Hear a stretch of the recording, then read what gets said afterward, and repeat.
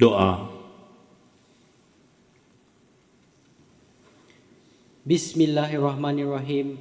Ya Allah, sesungguhnya Engkaulah Tuhan yang mempunyai kebesaran dan keagungan, yang memerintah dan mentadbir alam sekalian.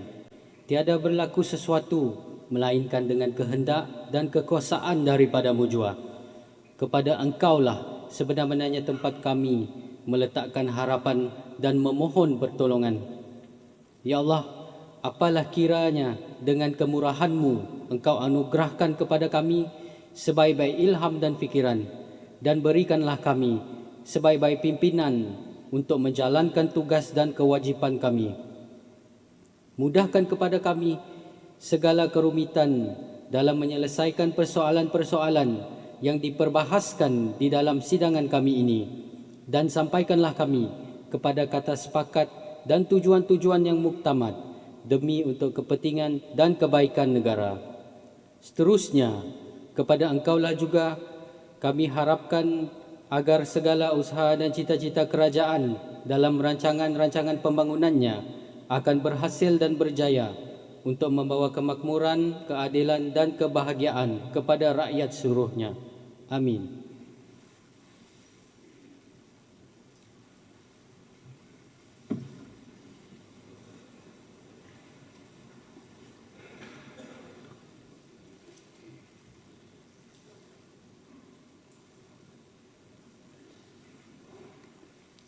Pemasyuran daripada Tuan Speaker.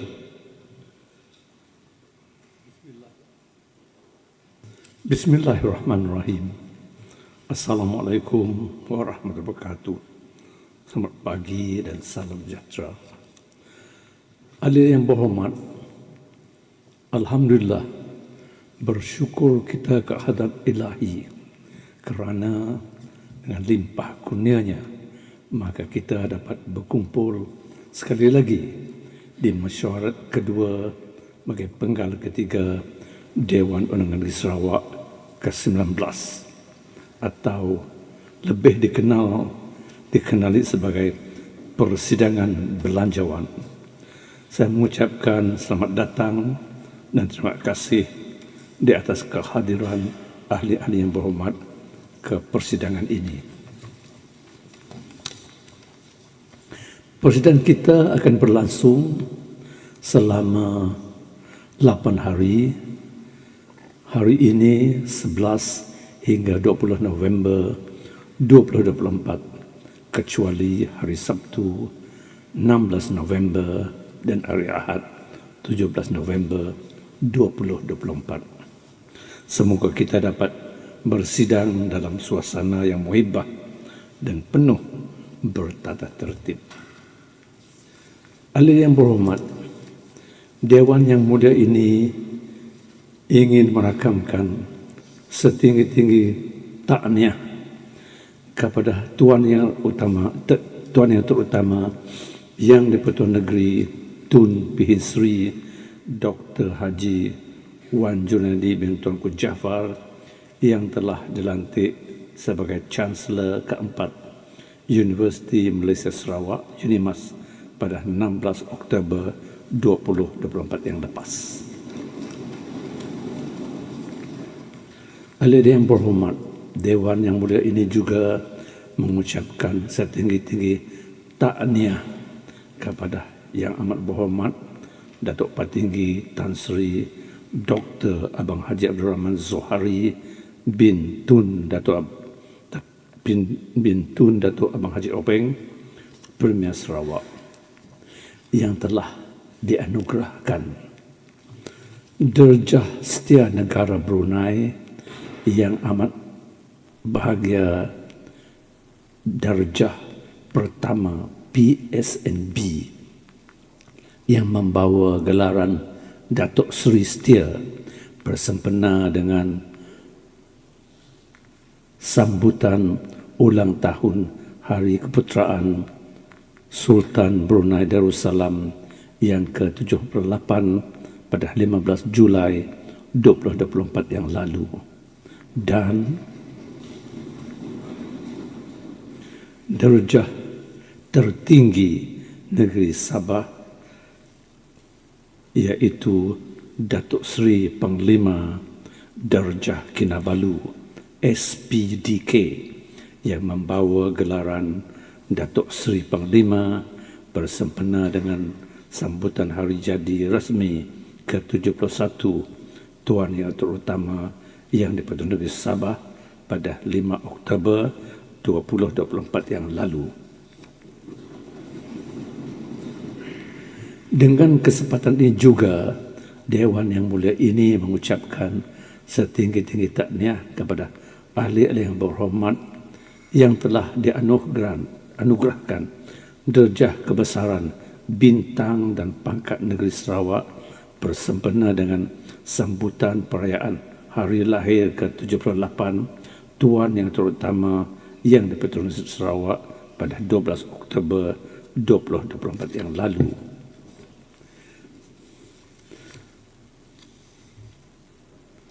Sekalung tahniah ditujukan khas kepada ahli yang berhormat seperti berikut. Yang berhormat Datuk Huang Tiong Si, ahli Dewan Undangan Negeri N48 Repok yang telah dianugerahkan derajah utama yang amat mulia bintang Kenyang Sarawak, Panglima Gemilang bintang Sarawak PGBK yang membawa gelaran Datuk. Yang berhormat Datuk Fazruddin bin Haji Abdul Rahman, ahli Dewan Undangan Negeri N6 Tupong. Yang berhormat Datuk Muhammad Cik Kadir, ahli Dewan Undangan Negeri N40 Kabung. Kedua-duanya ahli yang berhormat yang telah dianugerah darjah utama yang amat mulia bintang Sarawak, Panglima Setia bintang Sarawak PSBS yang membawa gelaran Datuk.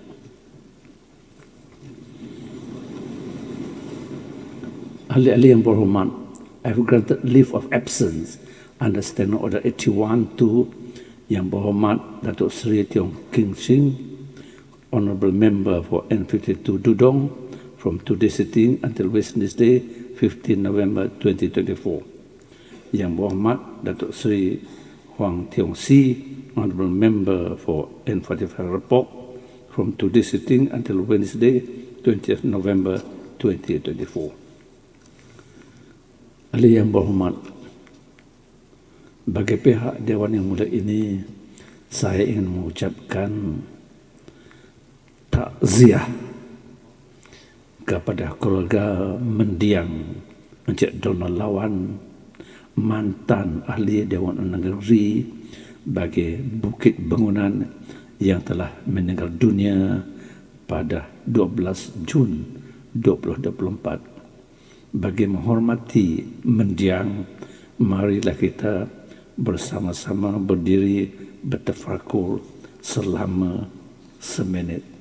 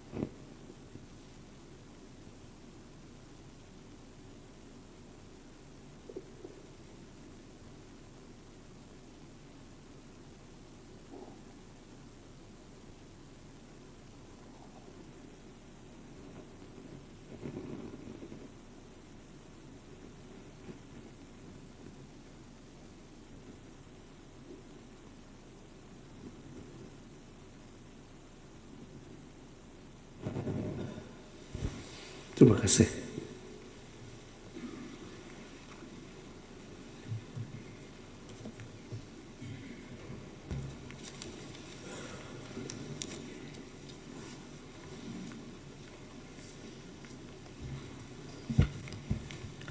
Rang Undang-Undang Kerajaan bacaan kali yang pertama, Supply 2025 Bill 2024 yang amat berhormat Premier of Sarawak Minister for Finance and New Economy. Tan Sri Dato' Ahmad Speaker, I beg to introduce a bill entitled an ordinance to apply a sum out of the consolidated fund for the service of the year 2025 be read the first time. Supply 2025 Bill 2024. Tan Sri Dato' Ahmad Speaker, I wish to give notice that this bill would be read a second time today.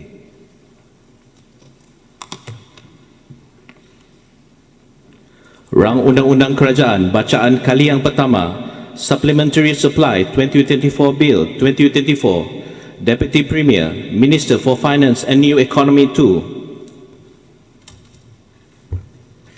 Tan Sri Dato' Ahmad Speaker, I beg to introduce the Supplementary Supply 2024 Bill 2024 to be read a first time. Supplementary Supply 2024 Bill 2024. Tan Sri Dato' Ahmad Speaker, I wish to give notice that this bill would be read a second time on Thursday, 14 November 2024.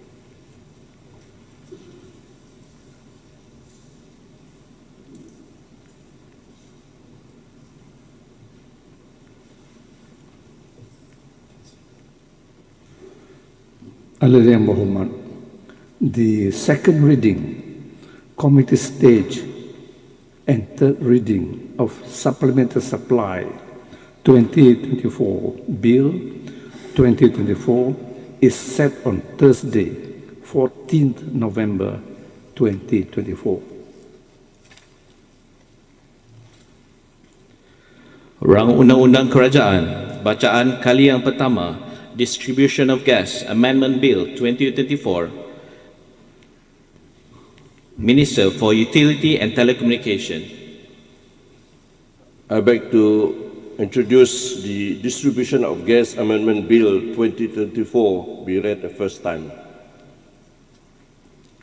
Distribution of Gas Amendment Bill 2024. I wish to give notice that this bill would be read a second time on the 11th November 2024, that is today.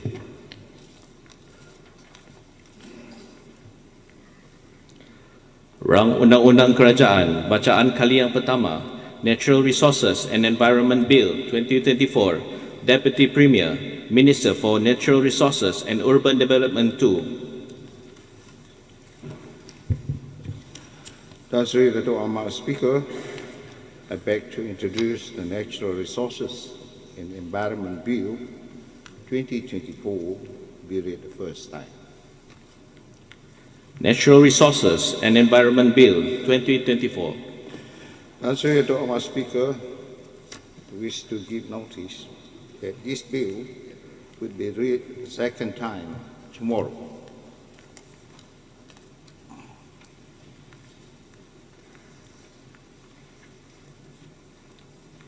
Rang Undang-Undang Kerajaan bacaan kali yang kedua, Supply 2025 Bill 2024, Yang Amat Berhormat Premier of Sarawak, Minister for Finance and New Economy.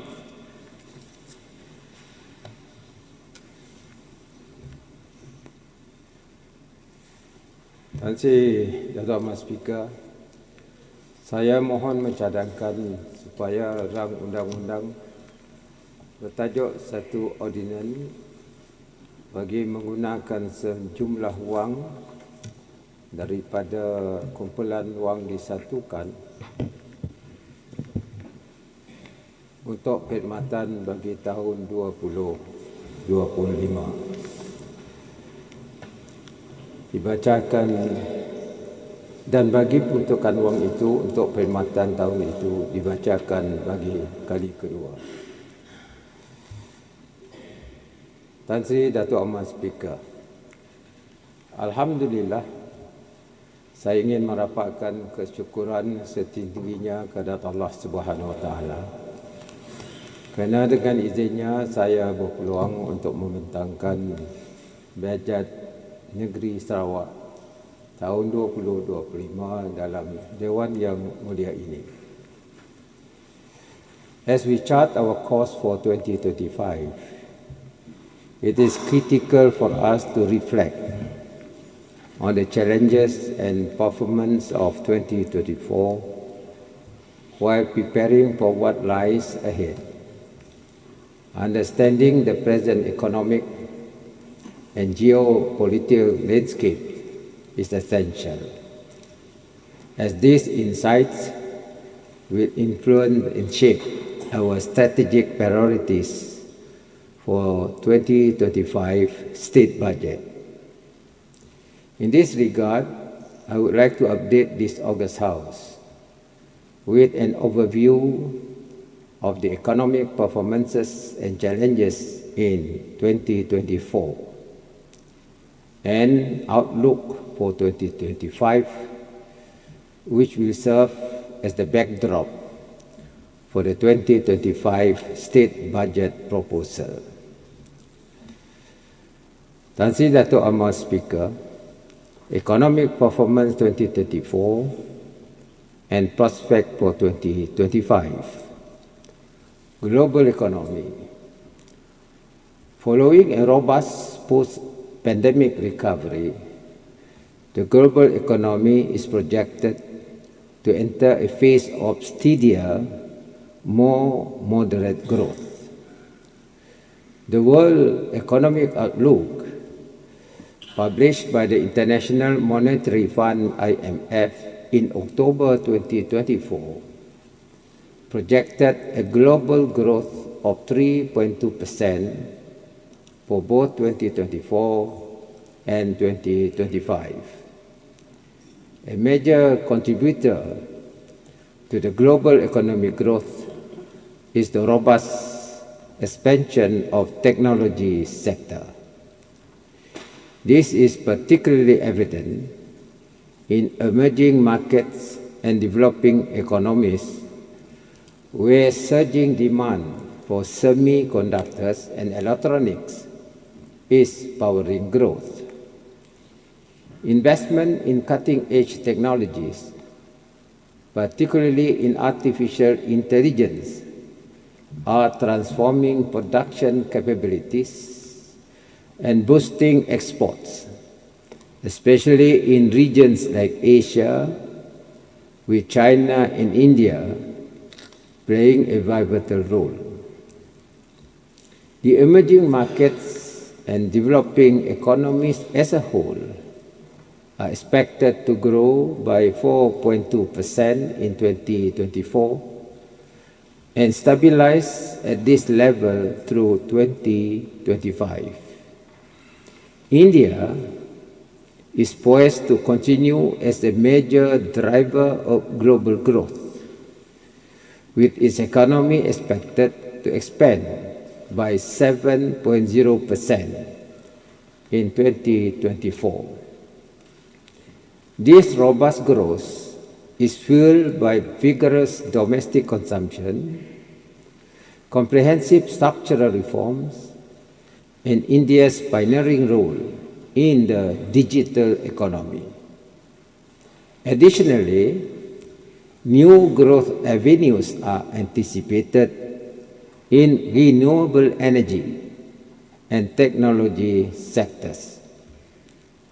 Meanwhile, China's economy is forecasted to grow by 4.8% in 2024, boosted by strong export performance, particularly in the manufacturing and technology sectors, despite facing challenges in its real estate sector. Economic expansion in advanced economies is anticipated to stabilize at 1.8% in 2024 and 2025, indicative of cyclical adjustments and repercussion of stringent monetary policies. Within this group, the United States exhibits notable growth prospects. with its economic output forecasted to expand by 2.8% in 2024, propelled by robust consumer spending and sustained non-residential investment. However, a deceleration to 2.2% is projected for 2025, attributed to fiscal contraction and the tempering labour market impacting aggregate demand.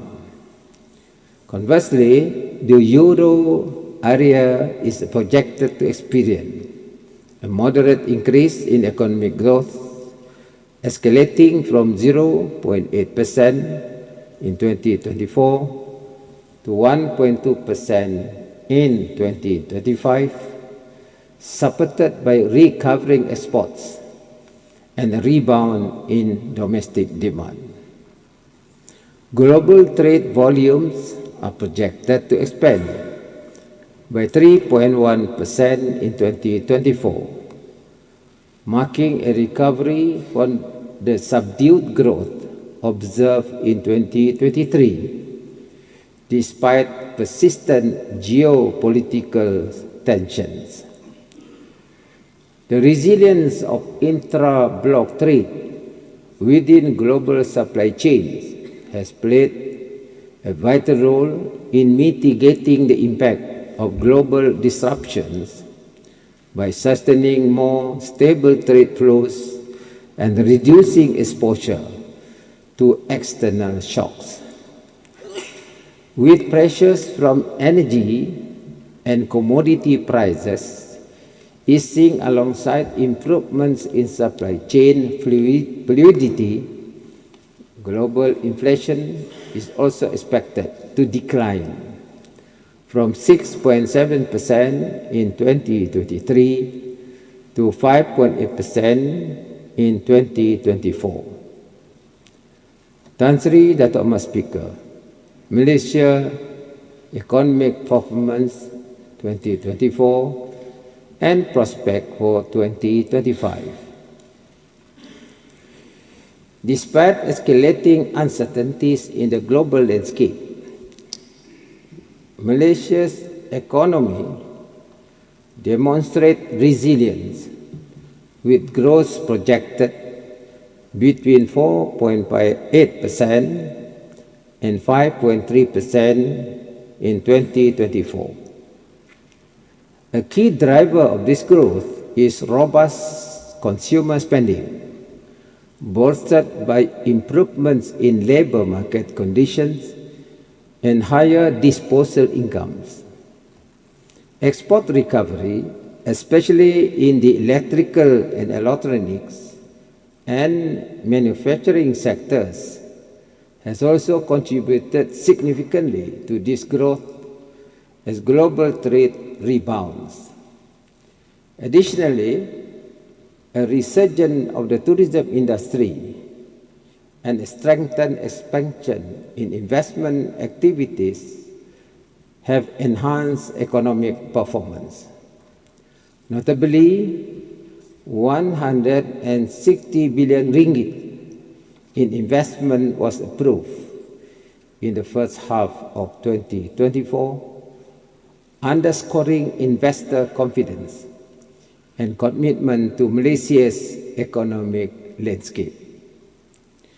Malaysia's inflation rate is projected to range between 2.0% and 3.5% in 2024. In the first 9 months, inflation has moderated to 1.8%, aided by easing global supply constraints and stabilizing global commodity prices. However, domestic policy adjustments, such as subsidy reforms, may exert some upward pressure on inflation. The labour market is anticipated to remain strong, with the unemployment rate projected to hold steady at 3.2% in 2024. Key sectors driving employment growth, such as services and manufacturing sectors, continue to generate substantial job opportunities and support economic stability. Looking ahead to 2025, Malaysia's economic growth is projected to range between 4.5% and 5.5%. This growth outlook is expected to be driven by more robust global demand for semiconductors and electrical and electronic products, bolstering the export sector. Additionally, robust private investment will continue to provide critical support, further enhancing Malaysia's economic expansion and resilience. Tan Sri Datuk Ahmad Speaker, Sarawak's economic performance in 2024 and prospect for 2025. I will now move to the Sarawak economy. Sarawak economic growth is projected to remain resilient, with growth ranging from 5.0% to 6.0% in 2024. This positive outlook is supported by more robust external demand, increased domestic activity, and gradually easing inflationary pressures. Supply side. On the supply side, the services sector in Sarawak is projected to grow by 6.7% in 2024, establishing this sector as a critical driver of Sarawak's economic expansion. This growth is fueled by notable growth in the tourism sector, with a 21.4% increase in business visitors, investors, and tourist arrivals from January to September 2024, compared to the same period in the previous year. In addition, expanding trade activities are anticipated to stimulate both direct and indirect growth within the services sector, particularly in transport and logistics, as well as the financial and insurance subsectors. This sectoral expansion underscores Sarawak's strategic focus on diversifying and strengthening its economic base. The mining sector is poised for a recovery in 2024, with a projected growth rate of 2.3%. This optimistic outlook is primarily driven by the development in natural gas industry, which stands to benefit from increased production in established fields and the commissioning of new projects like Jerun gas field and Kasawari gas development projects. Subsequently, the production of liquefied natural gas is projected to increase, contributing significantly to the growth of the manufacturing sector. This increase in production is supported by rising demand from key trading partners, including Japan and China. As a result, the manufacturing sector is expected to achieve a growth rate of 5.2% in 2024. In the agriculture sector, crude palm oil (CPO) production experienced a growth of 1.7% from January to September 2024, with an improvement in fresh fruit bunch FFB yield increasing from 10.61 tons per hectare in 2023 to 10.97 tons per hectare. During the same period, the average CPO price in Sarawak was 3,924 ringgit per ton. CPO production is anticipated to continue its upward trajectory, fueled by robust demand from major importing countries such as India and China.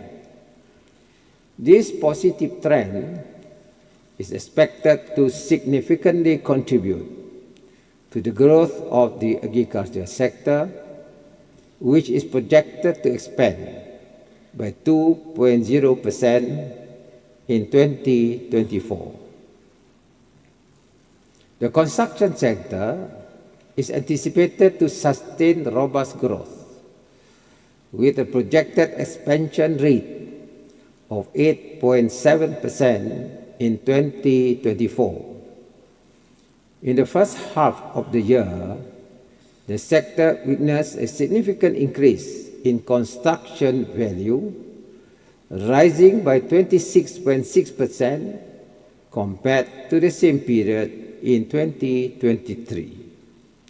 This surge in growth is underpinned by vigorous activity across all subsectors.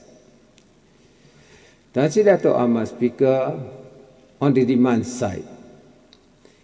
On the demand side, robust external demand coupled with heightened domestic activity is expected to drive Sarawak's economic growth in 2024.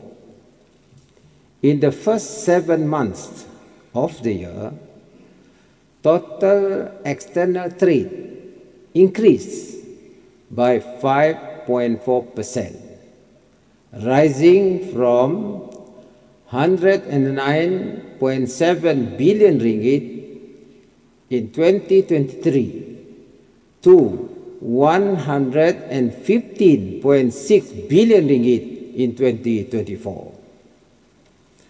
Both exports and imports showed growth, with export expanding by 6.6% and imports by 3.5%. Export performance was strong for LNG and crude petroleum, which grew by 4.3% and 6.3% respectively. LNG growth was supported by increased export volume, while crude petroleum benefited from higher oil prices. On top of this, crude palm oil exports saw a substantial increase of 18.1% in value and 16.8% in volume over the first 7 months of 2024 compared to the same period in 2023. This positive trend is expected to continue throughout the year, driven by improving global trade conditions. The Brent crude oil price is also projected to average at USD $86.37 per barrel in 2024, up from USD $82.41 per barrel in 2023, further reinforcing growth momentum within the global energy sector. On the investment front, the Sarawak government remains focused on economic diversification by actively encouraging private investment, particularly in emerging sectors. In the first half of 2024, a total of 6.84 billion ringgit in private investment was approved across various sectors. By the third quarter of 2024, investment amounting to 2.93 billion ringgit were approved under the manufacturing sector, with a concentration on electrical and electronics and basic metal industries. Further to this, 2.87 billion ringgit worth of investments are currently pending approval from MIDA, reflecting strong investor confidence and Sarawak's attractiveness as a competitive investment destination. Investment in capital goods also increased by 5.5% in the first 7 months of this year compared to the previous year, underscoring robust capital formation and capacity expansion in Sarawak. Public investment is projected to grow by 6.0% in 2024, propelled by sustained infrastructure spending initiative from both Sarawak and federal governments to uplift Sarawak's socio-economic landscape. For 2024, the Sarawak government has approved an allocation of 9.0 billion ringgit with a focus on enhancing connectivity, improving citizen well-being, and stimulating economic growth. Complementing this effort, the federal government has allocated 5.8 billion for development in Sarawak, further supporting key infrastructure development and reinforcing economic expansion throughout the year. Meanwhile, public consumption growth will be driven by sustained government expenditure on emoluments and operational costs, aimed at enhancing the capacity and capabilities of the civil service. The implementation of the new civil servant salary scheme, Sistem Saraan Perkhidmatan Awam SSPA, effective 1st December 2024, is expected to further contribute to this growth by providing improved compensation and incentivizing productivity across the public sector. The salary revision is anticipated to enhance spending capacity, thus stimulating private consumption growth. Government initiatives, including financial aid through Sumbangan Tunai Rahmah STR, along with expanded support for healthcare, housing, and small business development, are expected to alleviate household financial pressures. In 2024, private consumption is projected to grow by 5.1%, supported by favorable labor market conditions, positive economic activity, and manageable inflation levels, all of which will reinforce domestic demand and contribute to overall economic resilience. Pertama Speaker, Sarawak's economy is projected to sustain its growth trajectory, driven by favorable domestic economic conditions and recovery in global trade.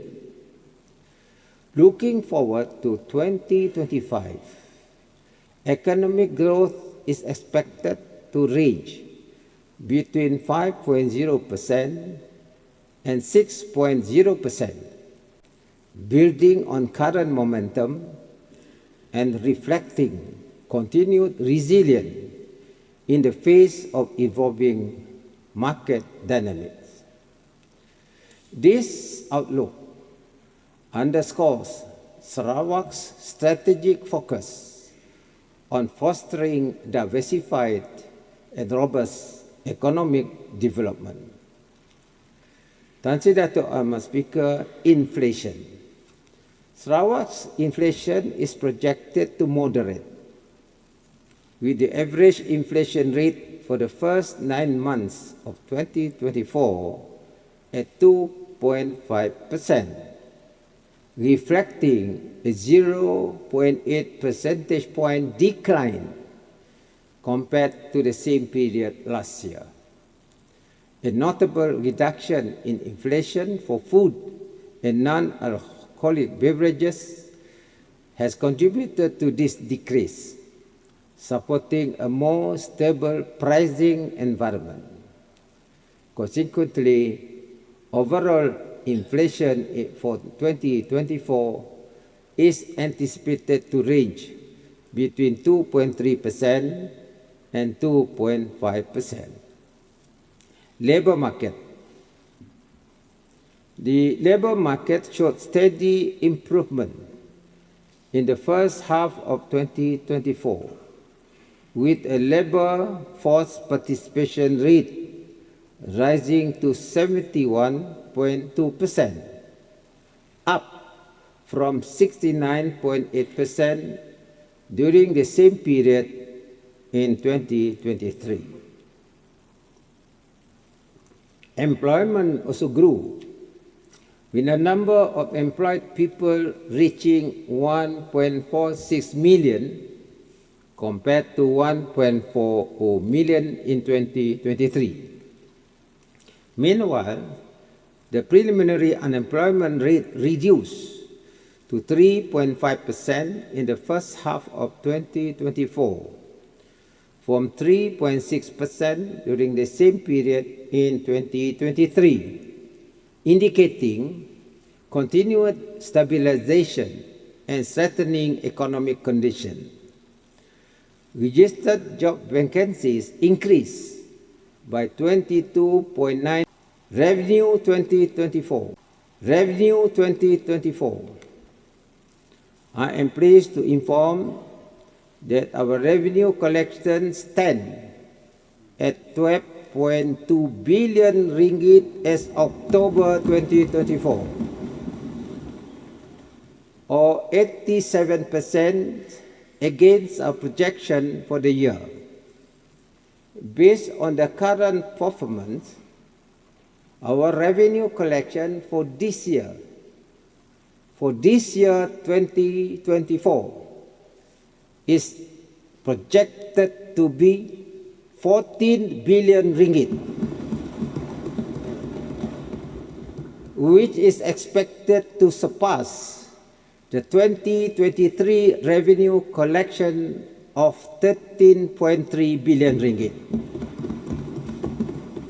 Tan Sri Dato' Ahmad Speaker, this will be yet another record-breaking achievement, setting the highest revenue collection in Sarawak's history. The actual revenue collection for 12.2 billion is mainly from the following major sources. 1. State sales tax of 4.4 billion ringgit comprises of the following: A. Petroleum products of 3.6 billion ringgit, B. Crude palm oil and palm kernel oil of 7 and 5 million ringgit, 705 million ringgit. C. Aluminium of 68 million ringgit. D. Lottery of 61 million ringgit. E. Timber products of 27 million ringgit. Timber is reducing. And coal is 5 million ringgit. 2. Cash compensation in lieu of oil and gas rights of 2.7 billion ringgit. 3. Dividend of 2 billion ringgit. 4. Interest and return from investment of 1 billion ringgit. 5. Raw water royalty of 554 million ringgit. 6. Land premium of 191 million ringgit. 7. Cash compensation in lieu of imports and excise duties on petroleum products of 120 million ringgit. 8. Forestry of 214 million ringgit. 9. Federal grants and reimbursement of 554 million ringgit. And 10. Other sources such as mining royalties, water sales, and land rents of 507 million ringgit. Expenditure 2024. The 2024 ordinary expenditure has been revised upwards from 12.363 billion ringgit to 12.678 billion ringgit, an increase of 315 million ringgit or 2.5%. As of October 2024, 9.4 billion ringgit or 74% of the ordinary expenditure has been expended, of which 3.5 billion ringgit was for operating expenditure, while 5.85 billion ringgit was appropriated to statutory funds. As for development expenditure, 4.31 billion ringgit out of 9.1 billion ringgit, or 47%, has been expended for the same period. As the development momentum continues to pick up and project implementation intensifies, the expenditure is expected to increase towards the end of the year. Tuan Sri Dato' Ahmad Speaker, State Budget Proposal for 2025.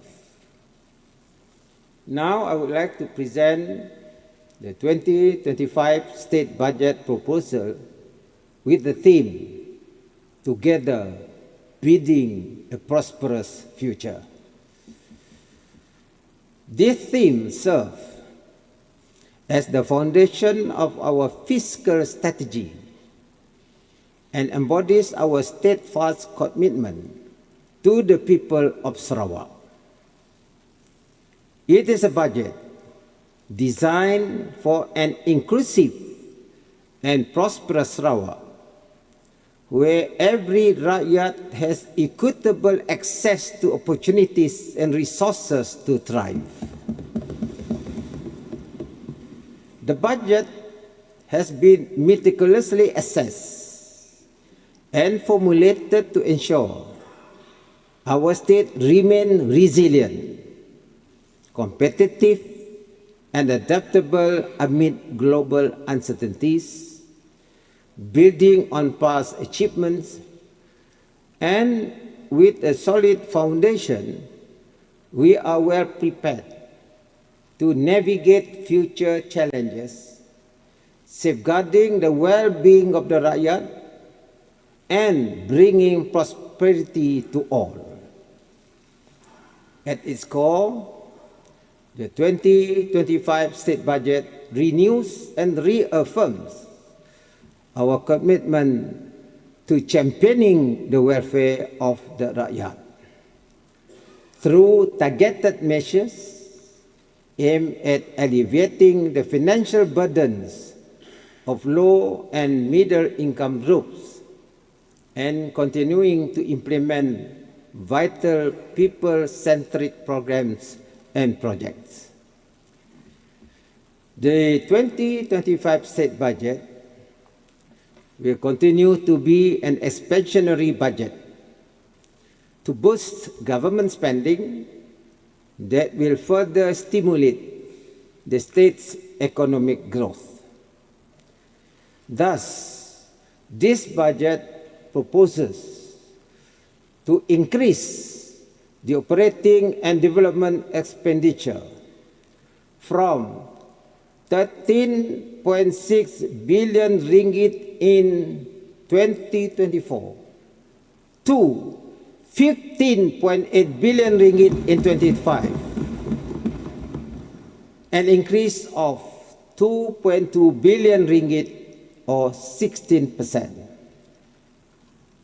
In a nutshell, the 2025 budget is framed across 8 strategic thrusts as follows. First, transforming and diversifying Sarawak economy. Second, positioning Sarawak as a major investment destination and promoting SMEs development. Third, strengthening talent and educational development. Fourth, accelerating digital transformation and innovation. Fifth, enhancing people's well-being and ensuring inclusive development. Sixth, promoting culture, sports and youth empowerment. Seven, enhancing environmental sustainability. Eight, strengthening public service delivery and capacity. Tan Sri Dato' Amar Speaker, revenue estimate 2025. We anticipate a revenue of 14.2 billion ringgit in 2025, the highest revenue ever projected, underscoring our strong commitment to enhancing the fiscal sustainability of the state. The state revenue estimates are derived from the following major sources. 1. Tax revenue totaling 6.2 billion ringgit or 44% of the total expected revenue in 2025, comprising the following. A. 5.1 billion ringgit from state sales tax, of which 4.1 billion ringgit from crude oil, liquefied natural gas, and other petroleum products, 820 million ringgit from crude palm oil and crude palm kernel oil, 75 million ringgit from lottery, 60 million ringgit from aluminium products, 29 million ringgit from timber products, while the remaining 6 million from coal. B. 620 million ringgit from raw water royalty. C. 100 million ringgit from forest royalty, timber premium and tariff. And D. 422 million ringgit from mining royalties, land rents, and others. 2. Non-tax revenue is estimated at 7.0 billion ringgit, or 49%, mainly derived from the following sources. A. 2.7 billion ringgit from cash compensation in lieu of oil and gas rights. B. 2.9 billion ringgit from dividend income. C. 853 million from interest income. D. 400 million ringgit from land premium. E. 120 million ringgit from cash compensation in lieu of import and excise duties on petroleum products. And F. 26 million from others, including licenses, service fees, permits, and rentals. For further grants and reimbursement are projected to reach 937 million. The revenue contribution from this source has increased due to the federal government decision to raise the interim special grant rate for Sarawak from 300 million ringgit to 600 million ringgit effective next year. Tan Sri Dato' Mas Speaker, Ordinary Expenditure 2025. The 2025 state budget proposes a total ordinary expenditure of 13.7 billion ringgit, of which 4.9 billion ringgit is for operating expenditure, while 8.8 billion ringgit is for appropriation to development fund account. This appropriation is to top up the brought forward balance in the development fund account to finance 2025 development expenditure budgeted at 10.9 billion ringgit. So the state is preparing 10.9 billion, federal only 5.9 billion. So we are spending more than the federal. The operating expenditure for 4.9 billion is allocated to finance the following expenses. 1. 1.2 billion ringgit or 24% for personnel emoluments. 2. 1.9 billion ringgit or 39% for supplies and services. 3. 1.6 billion ringgit or 33% for grants and fixed payments, which includes operating grants to statutory bodies and local authorities, is servicing of public debts and payments of gratuities, pension and scholarship, including financial and welfare assistances. 4. 96 million for procurement of assets. And 5. 113 million ringgit for other operating expenses. Effective public spending remains essential to stimulating economic growth, delivering vital public services, and funding investment that support both current needs and future development. It is therefore crucial to prioritize our spending on high-impact, productive activities while ensuring that programs and projects are being executed efficiently.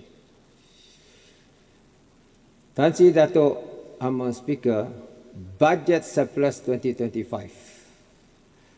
I am pleased to inform this August House that with the projected revenue of 14.2 billion ringgit and total ordinary expenditure of 13.7 billion ringgit, the 2025 state budget is expected to generate a surplus of 486 million ringgit. 2025 state budget indeed marks the largest budget in Sarawak history, reflecting the success of our revenue re-engineering strategies and prudent financial management. Through this expansionary budget, we are making substantial investment in infrastructure while placing the well-being of the rakyat at the forefront of our priorities. Tan Sri Dato' Mas Speaker, Development Expenditure 2025. The 2025 state budget provides an allocation of 10.9 billion ringgit to fund development expenditure in the state.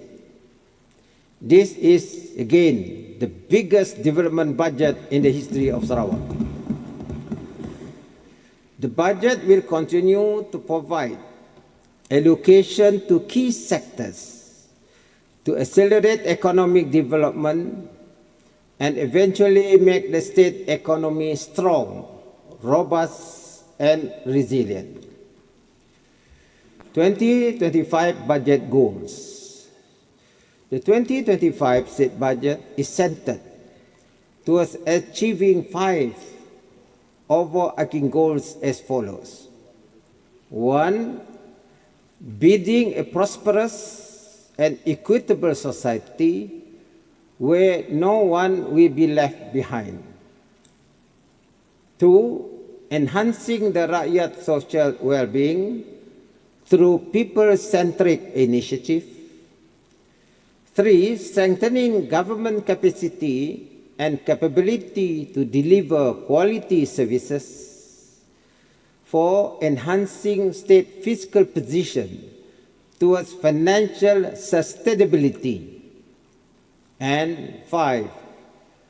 Transforming Sarawak into a developed region and green hub.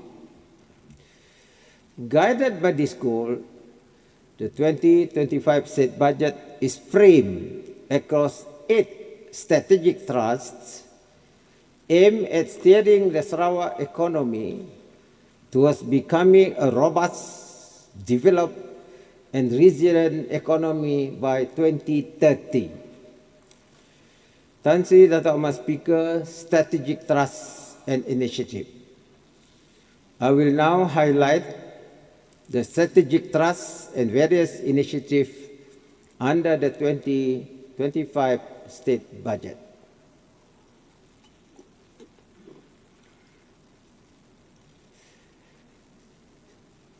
Strategic Thrust 1, Transforming and Diversifying Sarawak Economy. Initiative 1, Transforming Agriculture Sector. Agriculture Transformation Strategies. Agriculture is a vital sector in driving Sarawak's economic growth, ranking as the 4th most significant contributor to the state GDP. We are committed to pursue transformative change, leveraging on technology to ensure food security and positioning Sarawak as a future net food exporter. Sarawak is advancing agro-food industrialization to drive this transformation and establish a solid supply chain for essential commodities such as pineapple, coconut, banana, durian, shrimp, fish, and cattle. 2. Venturing into commercial agriculture, encouraging private sector investment in commercial agriculture is amongst the key initiatives, including expanding food production areas by enhancing essential infrastructure. The 2025 budget will allocate 6 million ringgit to continue infrastructure development with various agro-parks. To support shrimp production, 20.9 million ringgit will be allocated to upgrade the Lobak Stoh Agriculture Park in Rambungan. For inland fisheries, 9.5 million ringgit will be allocated to develop an agriculture park in Samariang Batu, Kuching. 3. Enhancing food security. A. Development of paddy cultivation infrastructure. With Sarawak's current rice production meeting only 32% of the state demand, resulting in the import of approximately 153,000 metric tons last year at a cost of 401 million ringgit, we are committed to transforming the paddy and rice sector into a sustainable, self-sufficient industry. To achieve 100% self-sufficiency level in rice, various key initiatives have been undertaken, including expanding paddy cultivation areas, rehabilitating drainage and irrigation system, implementing farm mechanization, and utilizing high-yield seeds alongside sustainable agricultural practices. Thus far, approximately 14,000 hectares have already been designated for paddy cultivation across Sarawak. For paddy infrastructure, a scheme value of 1 billion ringgit has been approved, of which 51 million will be allocated in 2025 for preliminary studies. The focus planting areas cover Stumbin Bijat, Lingga Banting, Seduku, Gran and Entulang, Tanjung Purun, Lubuk Punggung, Sundar and Limbang. On top of this, a sum of 50 million ringgit has been assigned for land acquisition, particularly for Tanjung Purun Paddy Scheme, Kuching. 2. Structured cattle breeding program. In 2023, Sarawak's beef self-sufficiency level stood at just 13%, 1-3, with imports totaling 229 million ringgit. The Sarawak government has launched key initiatives to increase the cattle population to address this gap. Among these, 10.6 million ringgit will be allocated in 2025 to establish cattle breeding and fattening farms in Kuching, Siaran and Betong. These centers will adopt artificial insemination technology to drive efficient and sustainable cattle breeding, supporting Sarawak's path towards greater beef self-sufficiency. Improving agriculture infrastructure and facilities. Farm infrastructure. A. We will continue intensifying the development of necessary agriculture infrastructure and facilities to accelerate the agricultural transformation agenda. Toward this, 41.6 million ringgit will be allocated for the development of farm infrastructure as farm roads, drainage, and irrigation infrastructure. B. Collection, packaging, and Processing Center CPPC Agro-Food Terminal. The Collection, Packaging and Processing Center CPPC Agro-Food Terminal is set to foster a competitive and sustainable market for Sarawak's agricultural products, with significant benefits for primary producers, especially rural farmers. Recognizing the importance of an efficient marketing supply chain, a sum of 8 million ringgit will be allocated in 2025 to support this initiative, ensuring that local agricultural products reach markets effectively. 5. Increasing farmers' income. A. Assistance to smallholder farmers. We are resolute towards enhancing the livelihood of smallholder farmers through targeted development initiative. For 2025, 30.4 million ringgit will be allocated to implement various food crops development programs, 5.9 million ringgit for inland fisheries and aquaculture projects, and 17.4 million ringgit for livestock and veterinary development.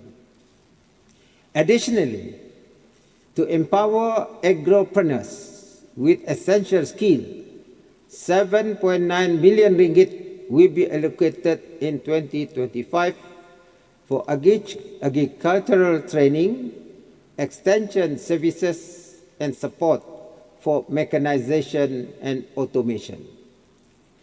This initiative aims to equip smallholder farmers with the resources and expertise to thrive in a competitive agricultural landscape. B. Strengthening farmers' organization.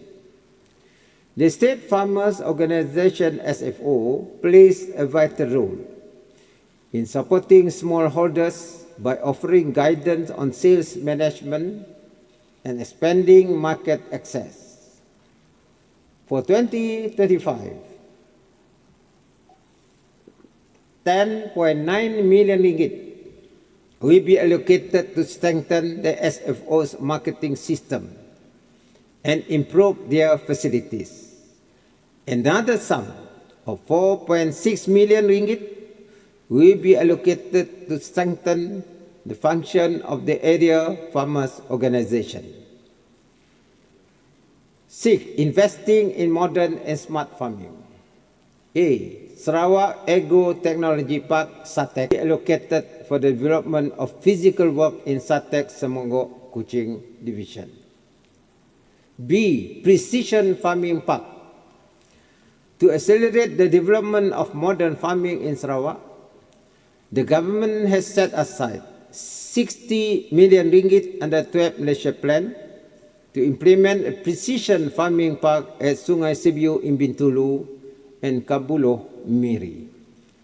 The construction of these modern agriculture parks is expected to commence next year with a proposed allocation of 40 million ringgit in 2025. These parks are expected to attract greater involvement from youth, entrepreneurs, and the private sector. C. Metropolitan Food Cluster. We will also be establishing a metropolitan food cluster in Opah, inspired by the Netherlands model. A sum of 60 million ringgit has been set aside for this initiative, with 18 million ringgit earmarked for 2025. This initiative will develop a centralized, efficient food supply chain. D. Google ICT Digital Training Program. To accelerate the adoption of smart agriculture and enhance ICT literacy among our rural population, the government will continue strengthening its capacity building programs among the farmers, agro-entrepreneurs, and the targeted rural community group. A sum of 1.22 million ringgit will be allocated in 2025 for this purpose. E. Agriculture Financing Facility, Sarawak Agro Fund.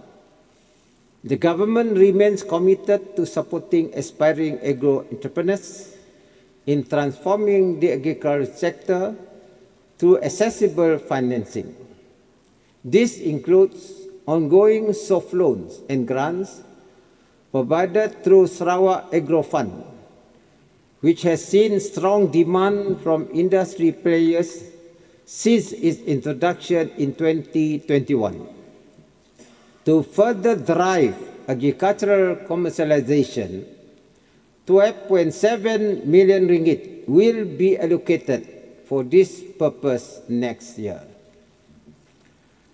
Tan Sri Dato' Mas Speaker, Initiative 2, boosting tourism sector.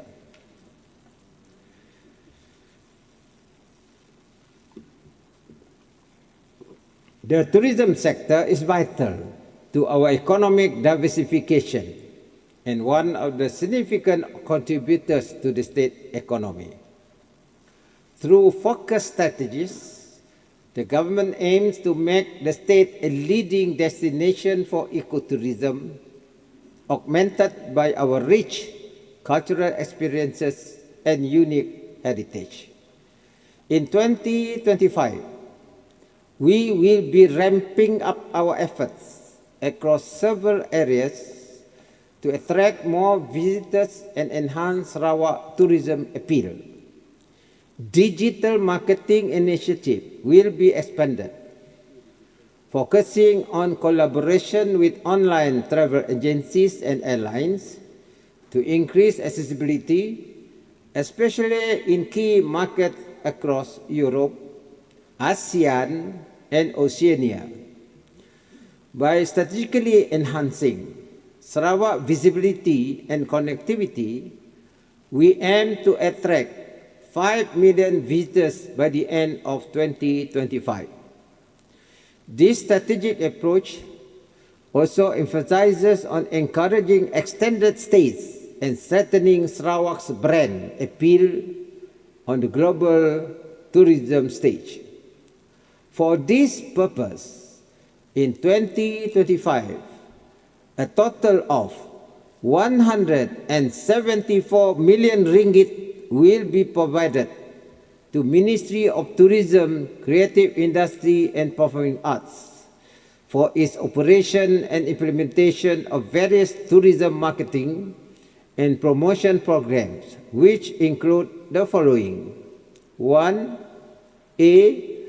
Hosting events and festivals that highlight Sarawak cultural vibrancy of 45 million ringgit. B. Grant to Sarawak Tourism Board, Business Event Sarawak, Sarawak Arts Council, and Sarawak Craft Council, totaling 86 million ringgit. C. Sponsorship grants for tourism activities of 10 million ringgit, and D. Research grant of 5 million ringgit. In addition, 81 million ringgit will be provided under 2025 development budget for the continued implementation of various tourism projects such as A. Performing Arts Center at Old Dune Building, B. Transformation of Brook Dockyard into an industrial heritage museum, C. Sadong Jaya Mangrove Tourism, D. Sarawak Museum Campus and Heritage Trails, E. Santubong Ecological Park and Wallace Center, F. Restoration and upgrading of Islamic Heritage Museum building and exhibition, and G. Darul Hana Malay Heritage Museum. On the development of eco-tourism attraction, Sarawak Forestry Corporation SFC continues to champion conservation-based ecotourism by creating experiences that engage visitors in sustainable practices and heritage preservation while empowering local communities.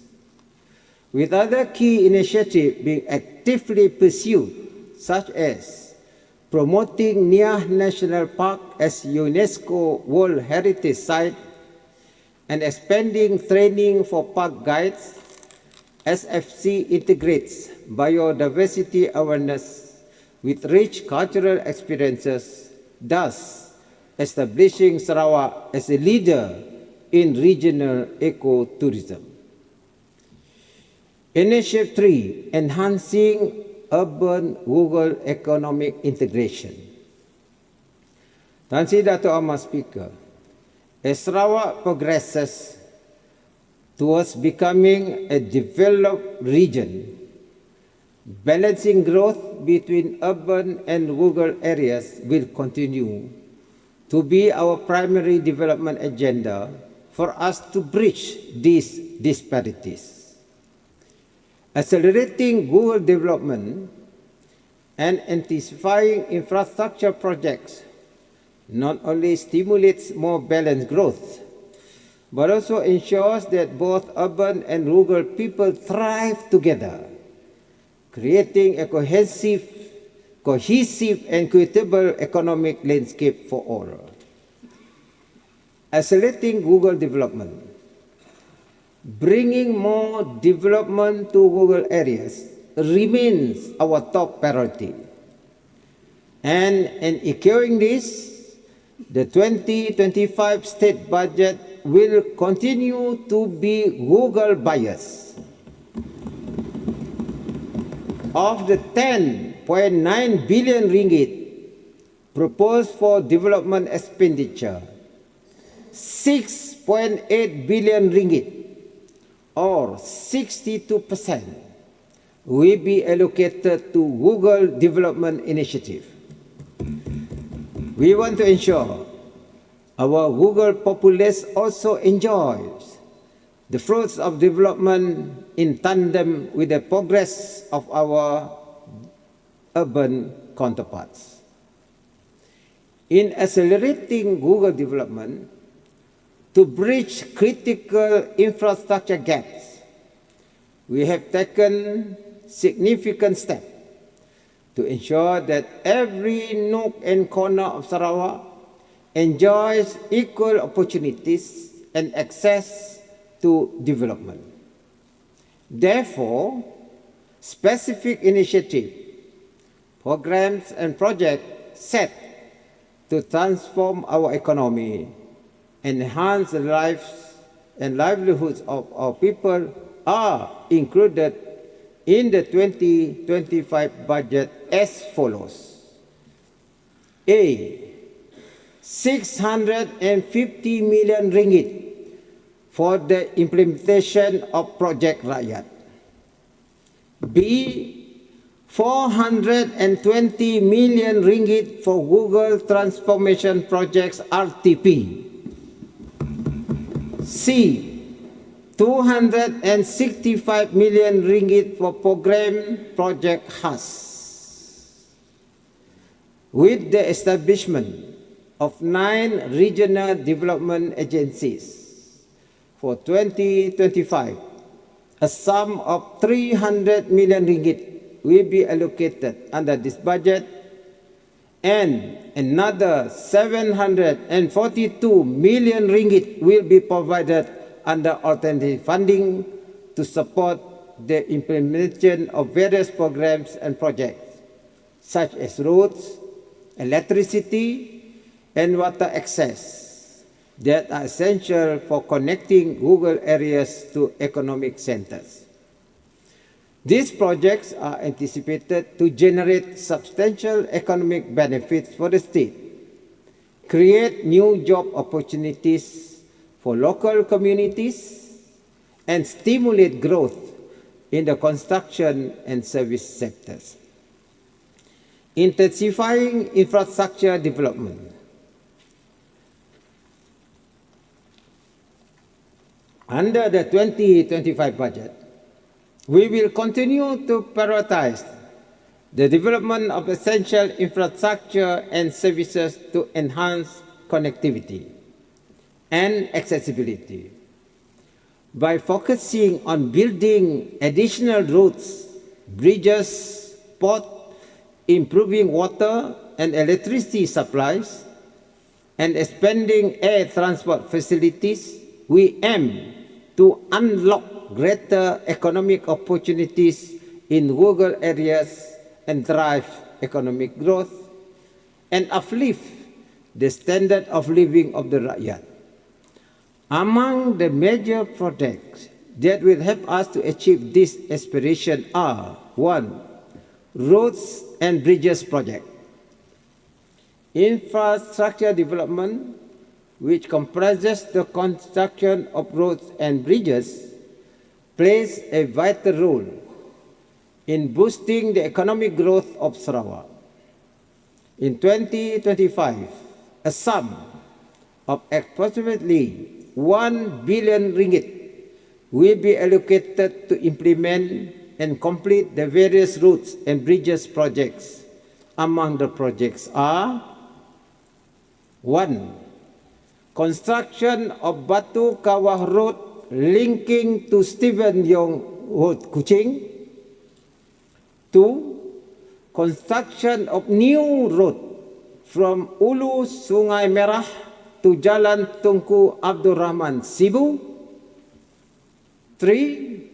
Upgrading of main road from Pekan Lapok to Gejong Long Teran Batu Tinjar, Miri. 4. Nangga Ibau, Ulu Sungai Ibau Road, Kapit. 5. Serian Gedong Samarahan Road. 6. Nanga Kesit Ulu Lamana Engkari Road, Lubuk Antu, Si Aman. And 7. Sungai Limbang Bridge. Under alternative funding, 4 billion ringgit will be provided next year for the implementation of ongoing and new major infrastructure projects, among which comprising the following: 1. Sarawak Coastal Road. 2. Second Trunk Road. 3. Sultan Tengah Road and New Santubong Bridge. 4. Northern Coastal Highway. 5. Road link Miri Marudi, Marudi Mulu, and Long Panai Long Lama.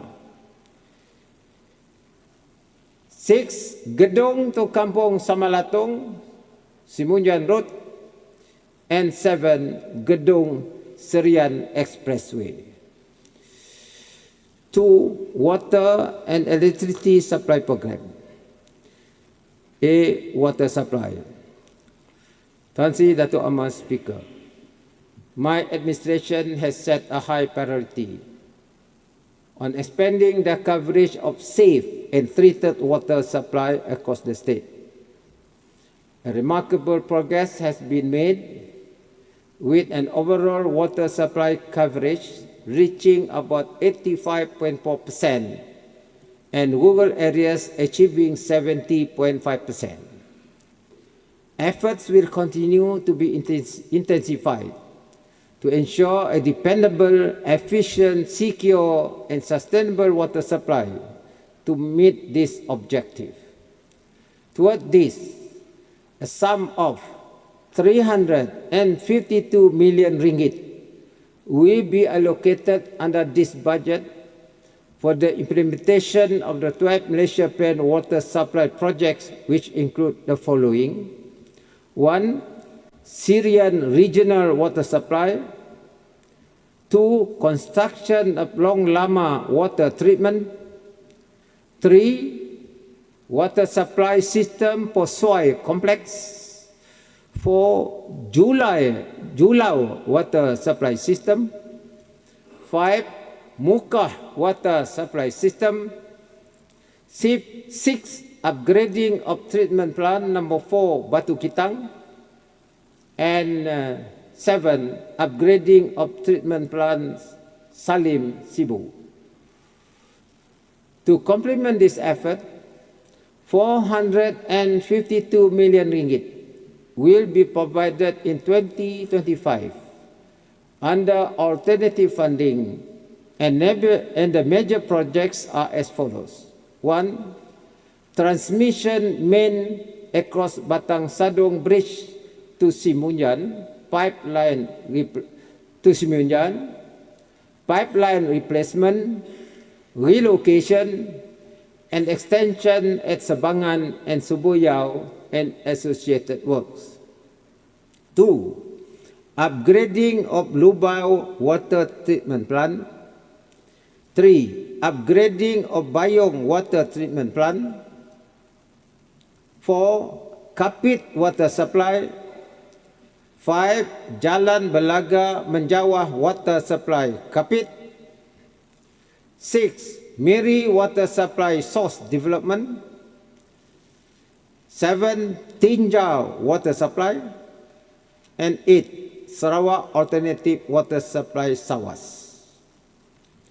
To reduce non-revenue water NRW and enhance water supply efficiency, the government is investing a sum of 1 billion ringgit under alternative funding, of which 204 million ringgit will be provided in 2025 for upgrading and replacement of water pipeline program in Sarawak. We got a lot of old pipeline we have to replace. B. Electricity supply. Sarawak has achieved a significant rural electricity coverage of about 99%. And to achieve full coverage across Sarawak, the government will continue to intensify the implementation of electricity supply initiative. For 2025, a total of 56 million ringgit will be allocated for new and continuation projects under 12 Malaysia Plan, including the following. 1. Upgrading of electricity supply in Samarahan Division. 2. Connect standalone Sarawak Alternative Google Electrification Scheme, SARES, villages or longhouses to nearby grid with road access. 3. Replacement of batteries and standalone solar system for remote communities to ensure they continue to benefit from 24-hour electricity. And 4. 33 kilowatt medium voltage covered conductor from Gat to Tunoh in Kapit. Whilst under alternative funding, a total of 170 million ringgit will be allocated for 2025 for the following. 1. 150 million for continuation of electrification projects in rural areas. And 2. 20 million ringgit for additional and late applicant fund, ALAF initiative. Tan Sri Datuk Mas Speaker, ports, navigational safety and riverine. For 2025, a total sum of 125 million ringgit will be provided for port development, navigational safety, and other ongoing riverine projects, which include the following. 1. Vehicle yard and associated facilities at Senari Port. 2. Construction and completion of Tanjung Embang Terminal Phase 1 Kuching. 3. Port development and maintenance dredging grant to state port authorities. 4. Master plan study for ports. 5. Construction of wharves, jetties, river wall and waterfront. And 6.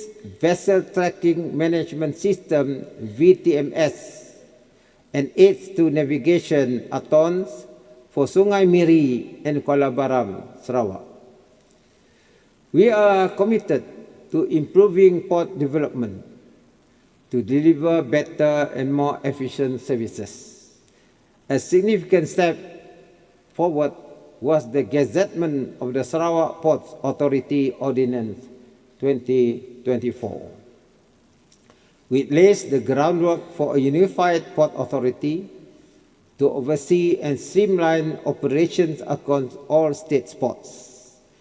This integration is designed to strengthen corporate governance, enforce financial discipline, and boost operational efficiency.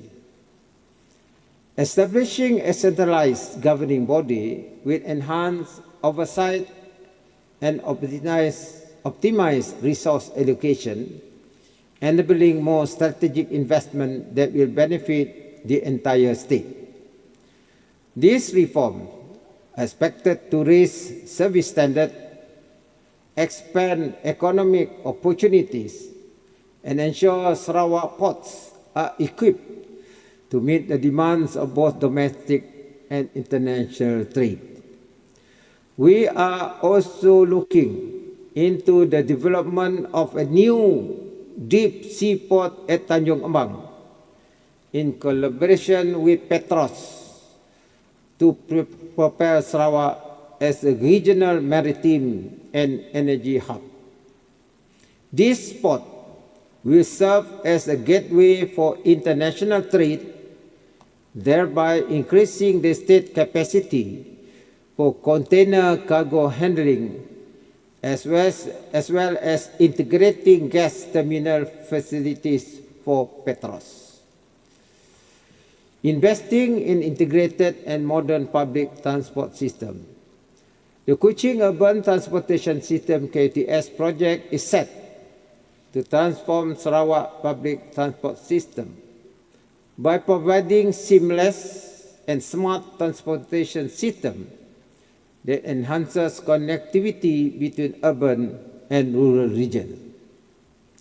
With a budget allocation totaling 1.42 billion ringgit for 2025 under alternative funding, the key project components are: 1. Construction of 3 autonomous rapid transit ART lines. 2. Construction of Rembus Depot main building. 3. Construction of feeder bus depot. And 4. Mass production of ART vehicles and feeder buses. This initiative not only promote economic growth, but also contribute to environmental sustainability by reducing carbon emissions. This aligns with our pledge to drive green mobility and support the global endeavor to achieve net zero emission by 2050, promoting a cleaner environment and inclusive growth for all. In our effort to improve and upgrade the public transport system, 8 million ringgit will be provided in 2025 for the implementation of smart buses in Miri City and 1 million for the construction of a bus terminal in Kapit. For the proposed development of a new international airport in Kuching, as I have announced in the last Dun sitting, a detailed feasibility study will soon be undertaken on the development of the project. Tan Sri Dato' Ahmad Speaker, Strategic Trust 2, positioning Sarawak as a major investment destination and promoting SME development. Sarawak is fully committed to strengthening its economic landscape by supporting local businesses, driving industrial growth, and creating an environment that is favorable and conducive for investors.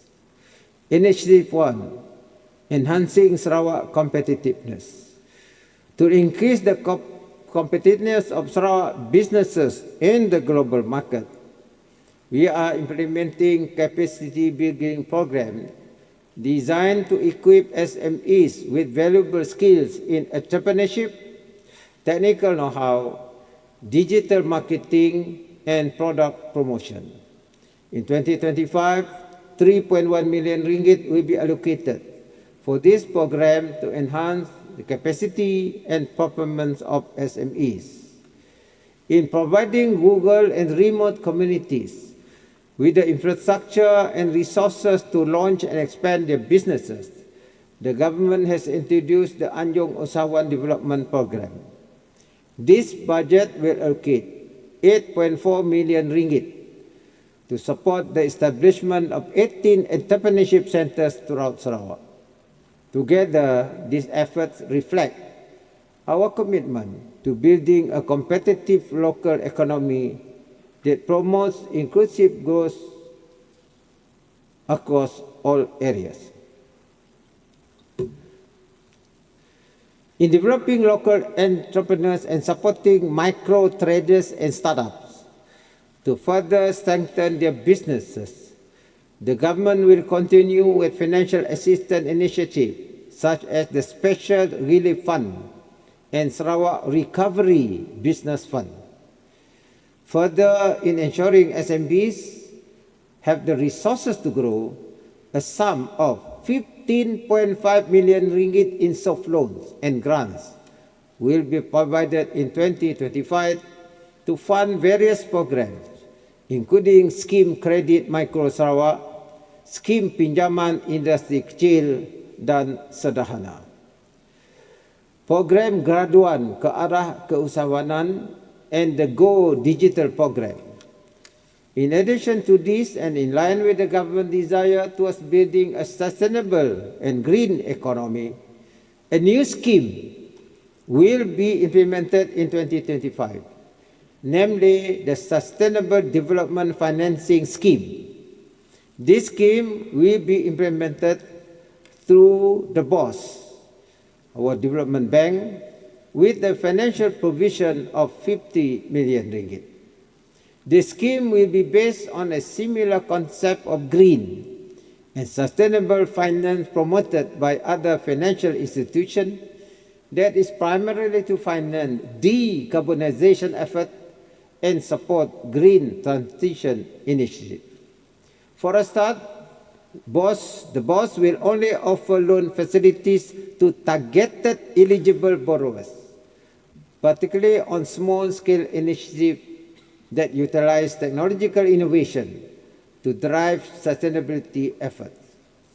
As for larger-scale financing, the BOS may act as a facilitator or establish a collaborative approach with more established financial institutions in driving access to sizable green or sustainable finance.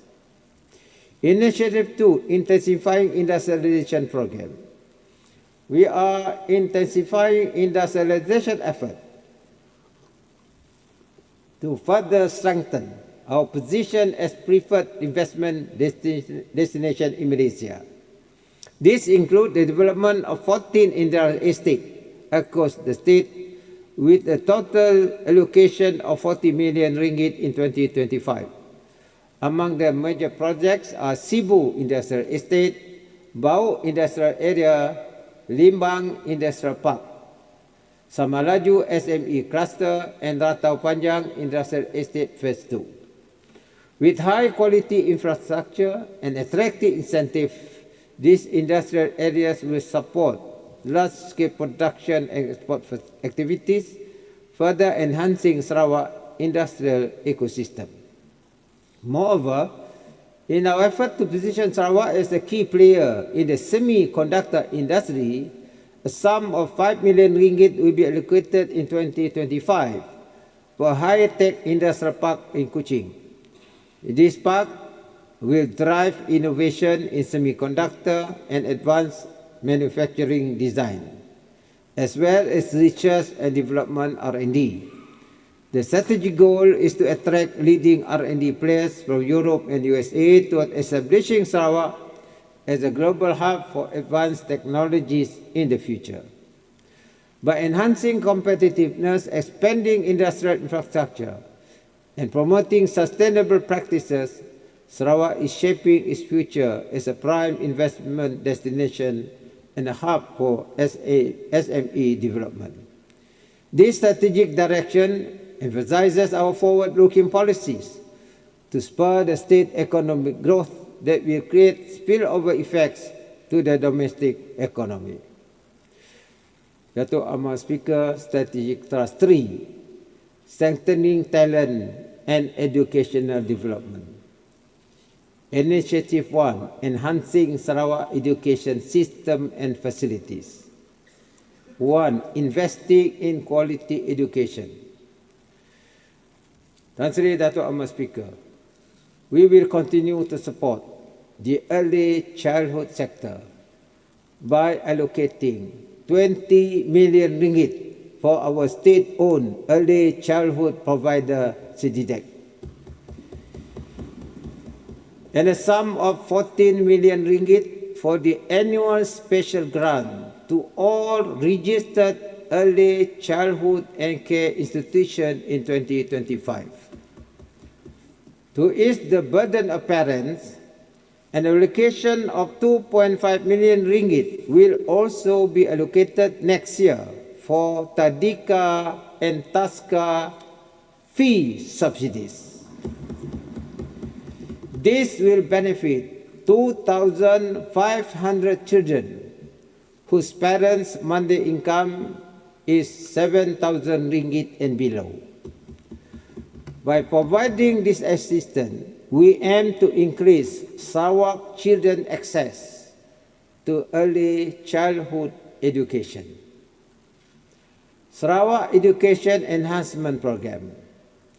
In order to bridge the gap between students in rural and urban areas, the Sarawak government, in collaboration with Jabatan Pendidikan Negeri Sarawak, introduced the Sarawak Education Enhancement Program, SEEP. This is a joint free tuition initiative for Form 4 and Form 5 students in core subjects such as science, mathematics, English, and history, as well as pure science subject in 2024 with an initial allocation of 15 million ringgit. In 2025, an allocation of 20 million ringgit will be provided for SEP, with an expansion in the program's coverage. This is free tuition. Teaching of science and mathematics in English, dual language program. The overarching meaning of teaching science and mathematics in English is to improve student English proficiency and competitiveness in the future workforce. This is part of the Sarawak Government Dual Language Program, which was first implemented in 2016. The program is being extended to secondary schools. We will continue this initiative with an allocation of 4.6 million ringgit in 2025. Intensifying TVET through collaboration with industry players. Through research and development, enhanced technical and vocational education and training, TVET, and community engagement, we seek to empower our people and position Sarawak as a leader in sustainable development in the region.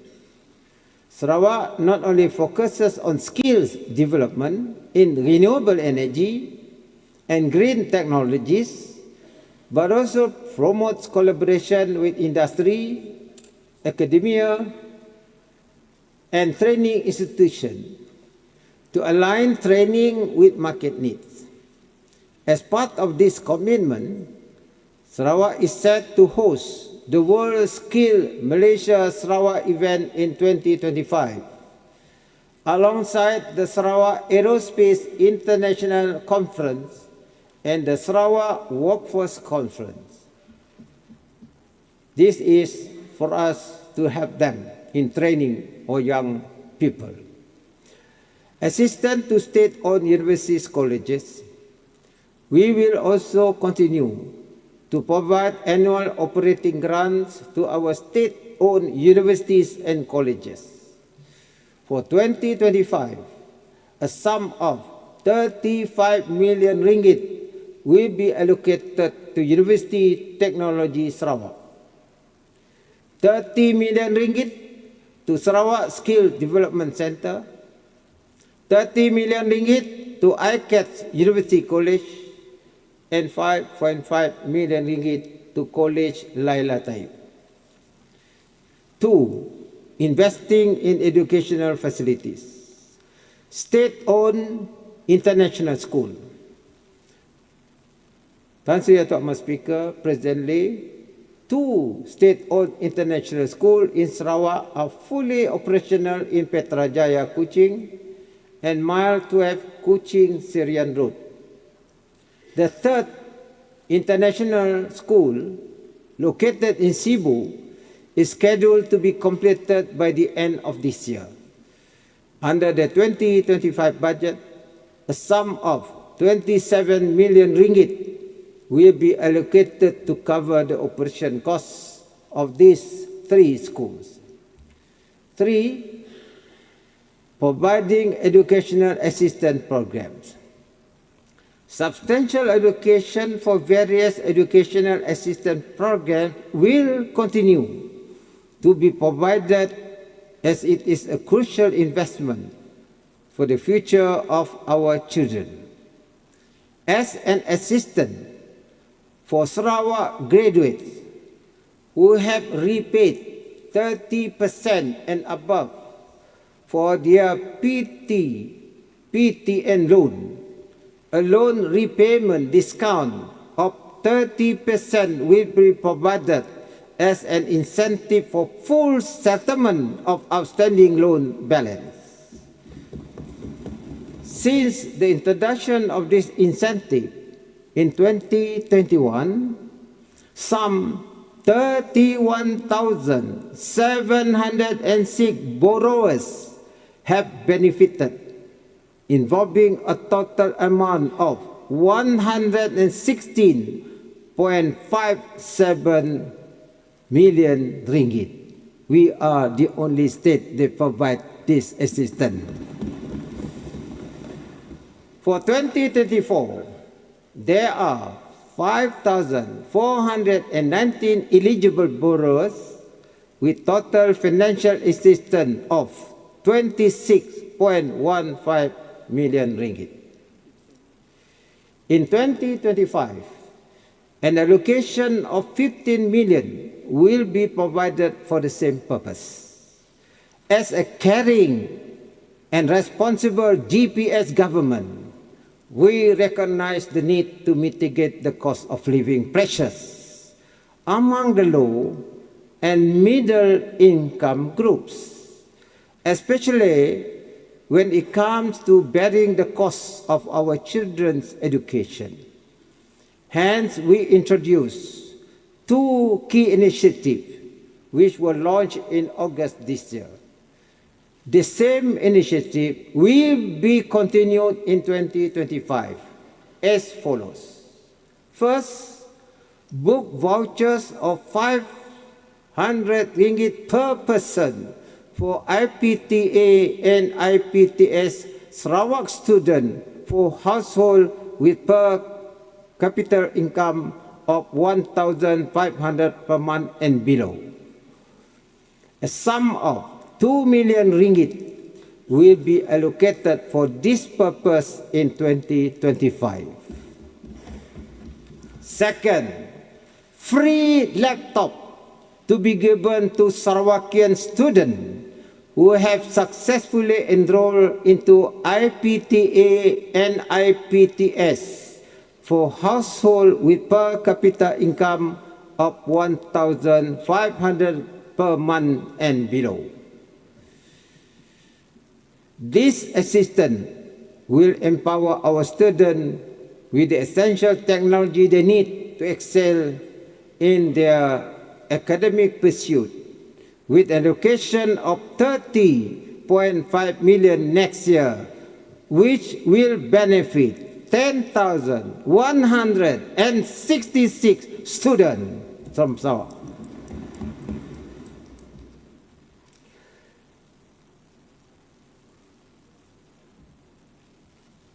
Tan Sri Datuk Mas Speaker, Special Financial Assistance for Sarawakian students in universities and colleges. For 2025, I am pleased to announce that the Sarawak government under GPS will introduce special financial assistance for Sarawakian students studying in higher learning institutions across Malaysia in the form of pocket money of 1,200 per student. This financial assistance will benefit 25,000 Sarawakian students from families of lower income groups with household per capita income of 1,500 or below per month. The money given is to be spent on food and essential goods to help them mitigate the cost of living. Under this budget, a sum of 30 million ringgit will be allocated for this purpose. With this initiative, from early childhood education to tertiary education, I am hopeful that our students will continue to excel in their studies and help those who need a leg up in progressing to their next stage in life. Initiative 2, Enhancing Sarawak Workforce.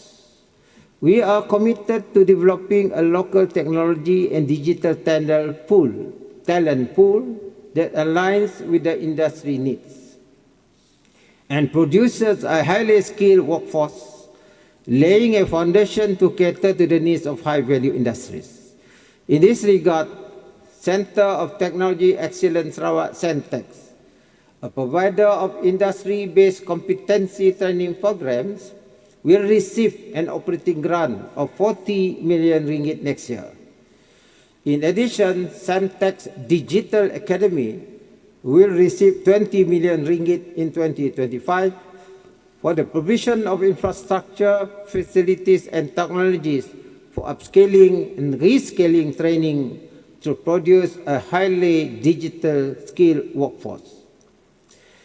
In 2024, the GATS program was improved and structured to keep pace with evolving industries and markets, ensuring our graduates remain competitive through regular skill updates. The program focuses on addressing graduate unemployment and equipping young Sarawakians with the right skill required by the job market. These graduates will receive a monthly allowance of 1,500 ringgit per month and to be given training opportunities in both public and private sectors, focusing on soft skill, leadership skill, and team building training. Under this budget, a sum of 23 million ringgit will be allocated next year, which will benefit 1,000 graduates. Talent development in semiconductor industry. We have incorporated SMD Semiconductor, a wholly owned government company specializing in designing analog and mixed-signal integrated circuit or chips.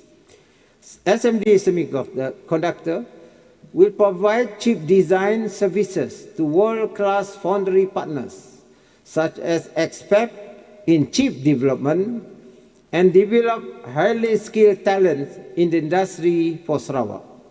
For next year, an allocation of 11.6 million will be provided for its operation. This budget will also allocate 6 million ringgit for continuous professional development training under SMD Semiconductor to advance its talent development program in 2025. In 2034, the program has successfully produced 33 skilled Sarawakian graduates who are now employed in local semiconductor sector. Building on this success, the program, which aims to cultivate a pool of skilled professionals, will be continued. This will ensure Sarawak's semiconductor industry remains competitive, innovative, and capable of supporting high-value tech industries, thus positioning Sarawak as a high-tech hub in the near future. Tan Sri Dato' Ahmad Speaker, now Strategic Thrust 4, accelerating digital transformation and innovation. In order to shift its dependence on a non-renewable resources-based economy to a technology-driven economy and society, Sarawak introduced the first Digital Economy Strategy 2018-2022 in 2017, followed by Sarawak Digital Economy Blueprint 2030. Since the implementation of this digital economy agenda, we have achieved several remarkable successes. These include a number of high-impact projects such as Global Talent Development and Entrepreneurship Programs, digital infrastructure, and end-to-end online government agency services. In 2025, 20 million ringgit will be provided for the development of electronic government, 25 million ringgit for SP Global, another 25 million for Sarawak Multimedia Authority's operation. For projects implemented under Sarawak Digital Economy Corporation Berhad SDEC, a total of 470 million ringgit will be provided under alternative funding. The key initiatives implemented under the digital economy agenda include the following. 1. Developing and upgrading digital connectivity. Digital infrastructure is one of the key enablers to bridge the digital divide and enhance connectivity throughout Sarawak. We have been actively pursuing broad-based internet coverage, both in the urban as well as rural areas. Under the Saluran initiative, a total of 1.9 billion ringgit has been invested for this purpose. As of mid-2024, we have successfully achieved 81.68% internet coverage in Sarawak. Another key initiative is construction of 600 towers under the Sarawak Multimedia Authority Rural Telecommunication Smart Project by SDEC, with a total cost of 1.5 billion ringgit. As of third quarter of 2024, 545 out of 600 towers have been constructed. For next year, 397 million will be provided under alternative funding for continuation of the project. Sarawak Rural Broadband Network MySRBN, which was launched in 2021, has connected a total of 22,403 customer premises equipment. In June 2024, my SRBN Home prepaid package preloaded with 300 MB of free data every month has been introduced, allowing more people in the rural areas to enjoy high-speed internet access. In 2025, 73 million ringgit will be provided under the alternative funding for my SRBN initiative, and another 20 million ringgit will be provided as government assistance to allow more people in the rural areas to enjoy affordable high-speed internet access. This effort demonstrates our continuous drive to expanding network coverage and enhancing connectivity throughout Sarawak. Initiative 2, intensifying digitalization, data governance. According to a report by International Data Corporation, in 2025, the total amount of digital data created worldwide is expected to reach 175 zettabytes, up from 79 zettabytes in 2021. This growth highlights the increasing importance of data governance to manage, secure, and regulate large volumes of data.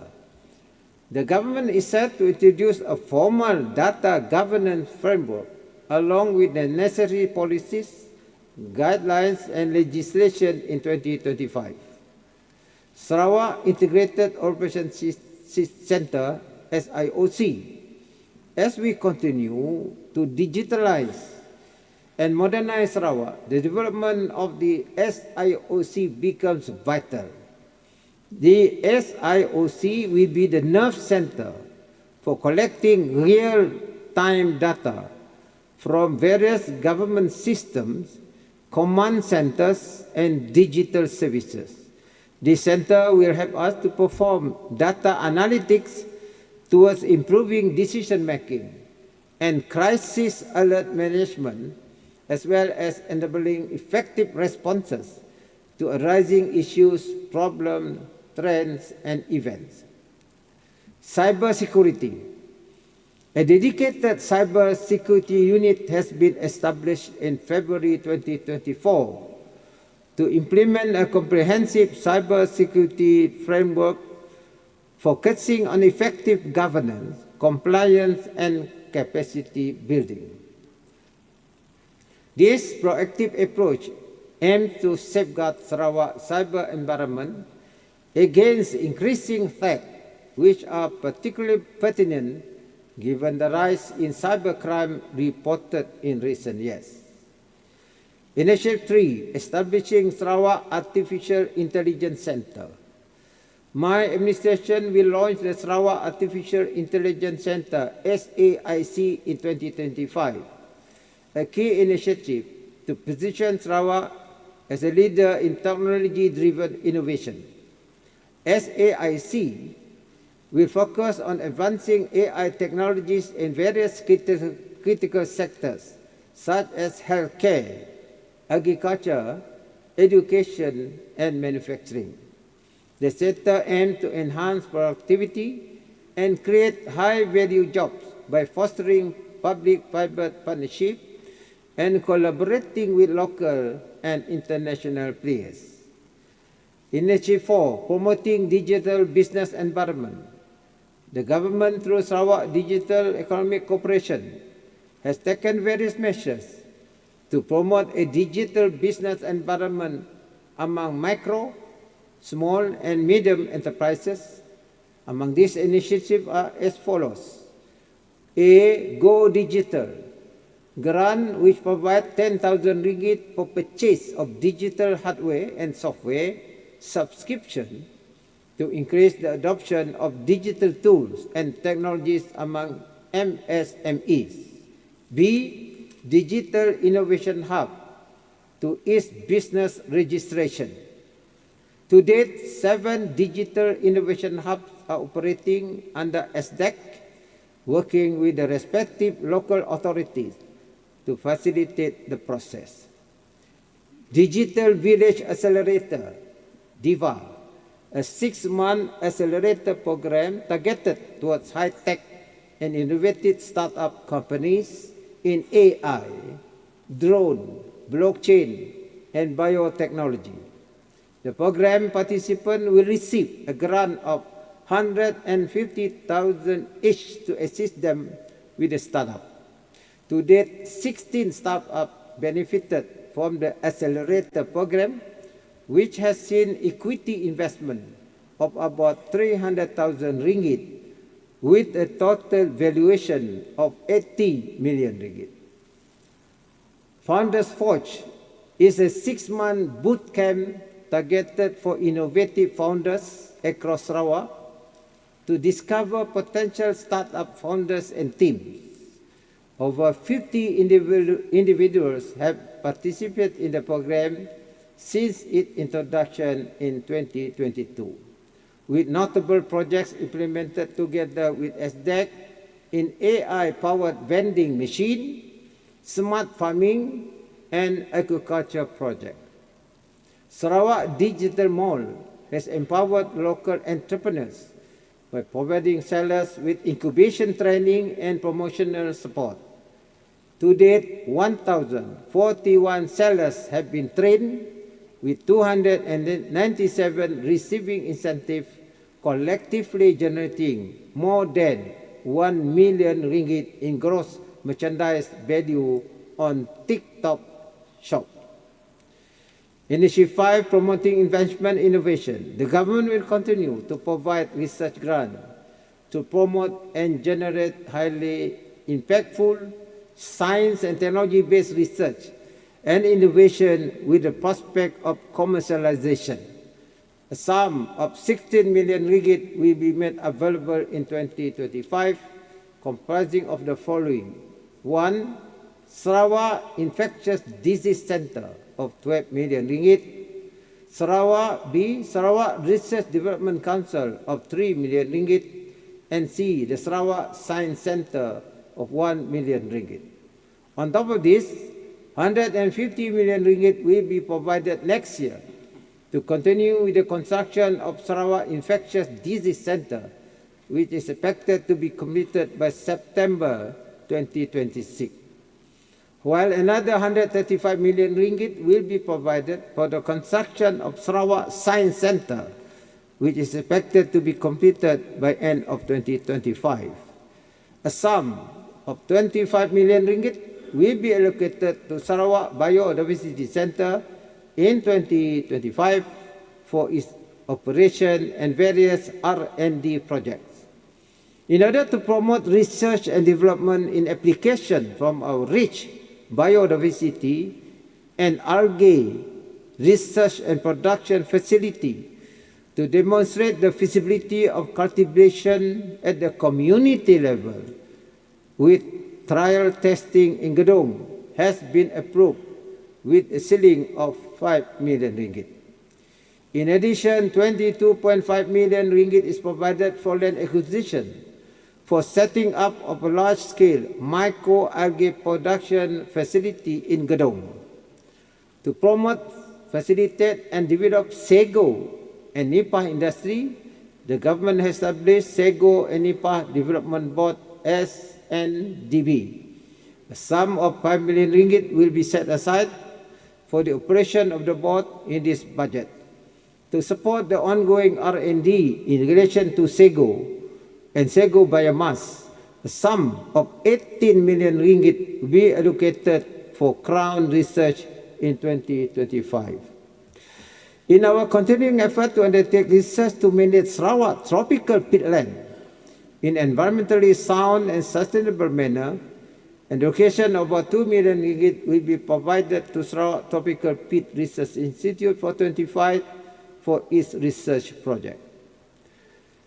Tan Sri Dato' Ahmad Speaker, Trust 5, enhancing people's well-being, ensuring inclusive development. Initiative 1, strengthening social protection. Under this budget, we will continue with various social welfare programs to foster healthy families, communities, and social inclusivity. And these include, among others, as follows. 1. 15 million ringgit for the Endowment Fund Sarawak and 14 million ringgit for Bantuan Ibu Bersalin to support maternal and child health. 2. 3.94 million ringgit for one-stop early intervention centers to provide essential services for special needs children. 3.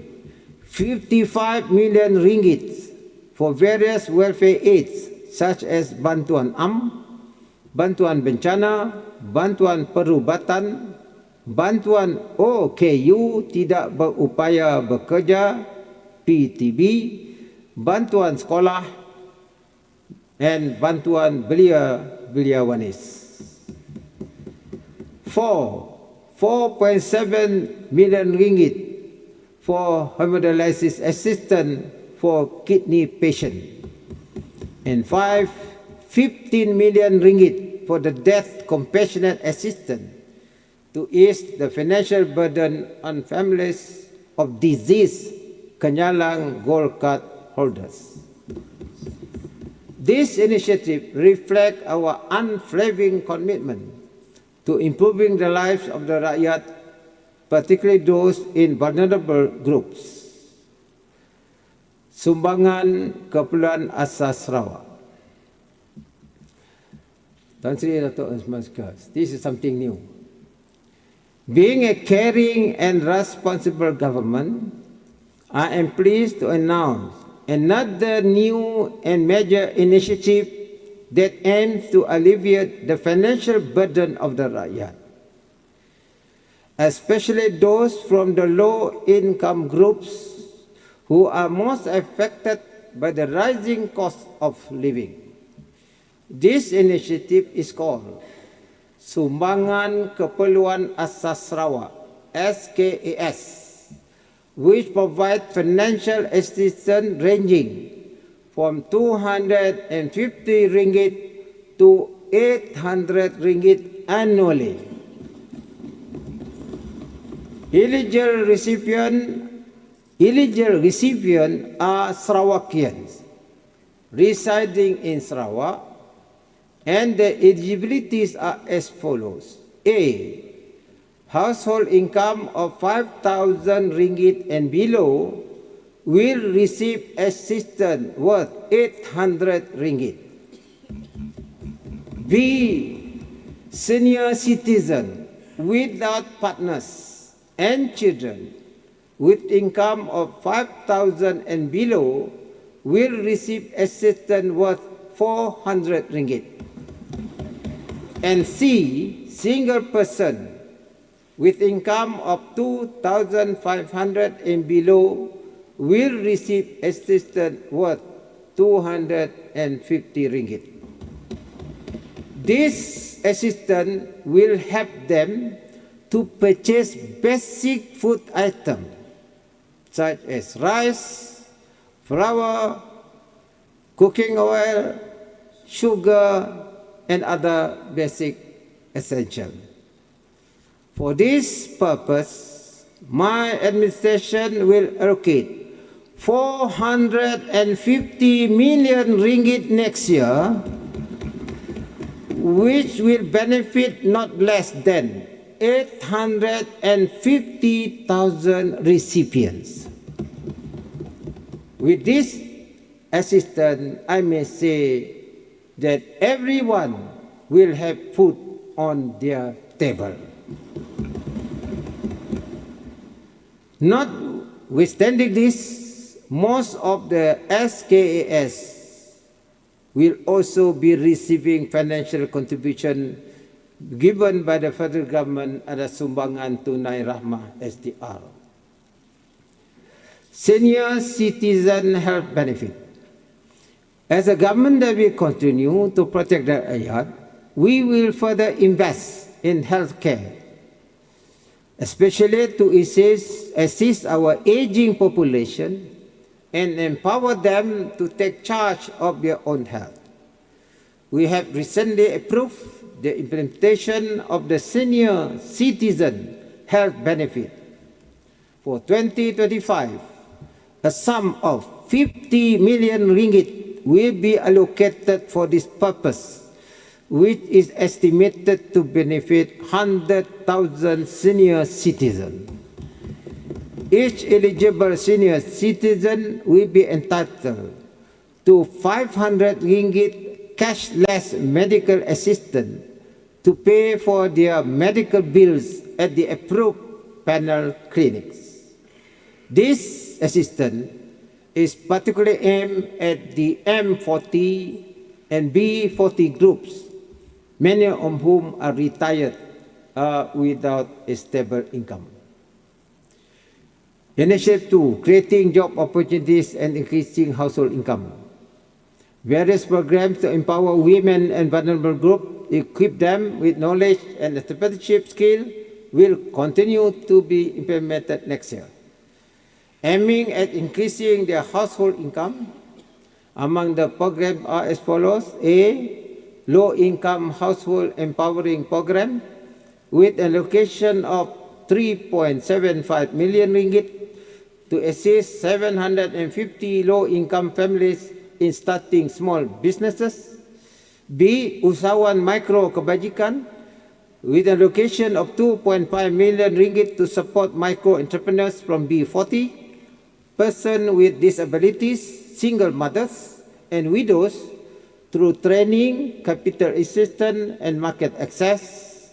And C, women skill training with an allocation of 494,000 ringgit for culinary, beauty, spa, and sewing courses. Social support facilities. We will continue to provide funding in 2025 for the establishment of new centers and operation of the existing social support centers for the vulnerable, risky, and affected group as follows.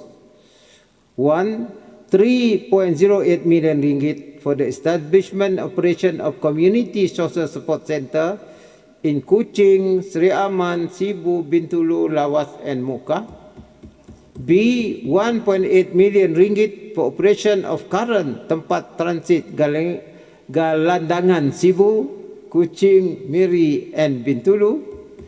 C, 1.5 million for establishment of special needs community center. And D, about 737,000 ringgit to set up temporary shelter for low-income recovery community in Sibu and Bintulu. Initiative 3, investing in affordable housing. Tan Sri Tautu Ahmad Speaker, in our effort to provide affordable housing to the rakyat, particularly the low-income group, under the 12 Malaysia Plan, 16 affordable rumah Spectra Permata housing project consisting of 1,000 units in Kuching, Serian, Betong, Sarike, Muka, Miri, and Limbang will be constructed by Housing Development Corporation. For 2025, a sum of 54 million ringgit will be provided for continuation of these projects. Longhouse loan scheme. The Longhouse loan scheme was introduced to help rural communities to live in comfortable longhouses. This scheme offers interest-free loans in the form of building materials and hardware ranging from 30,000 to 50,000 ringgit per door for refurbishing or constructing new longhouses. As of September 2024, 230.27 million ringgit has been allocated, benefiting 339 longhouses and 7,168 doors.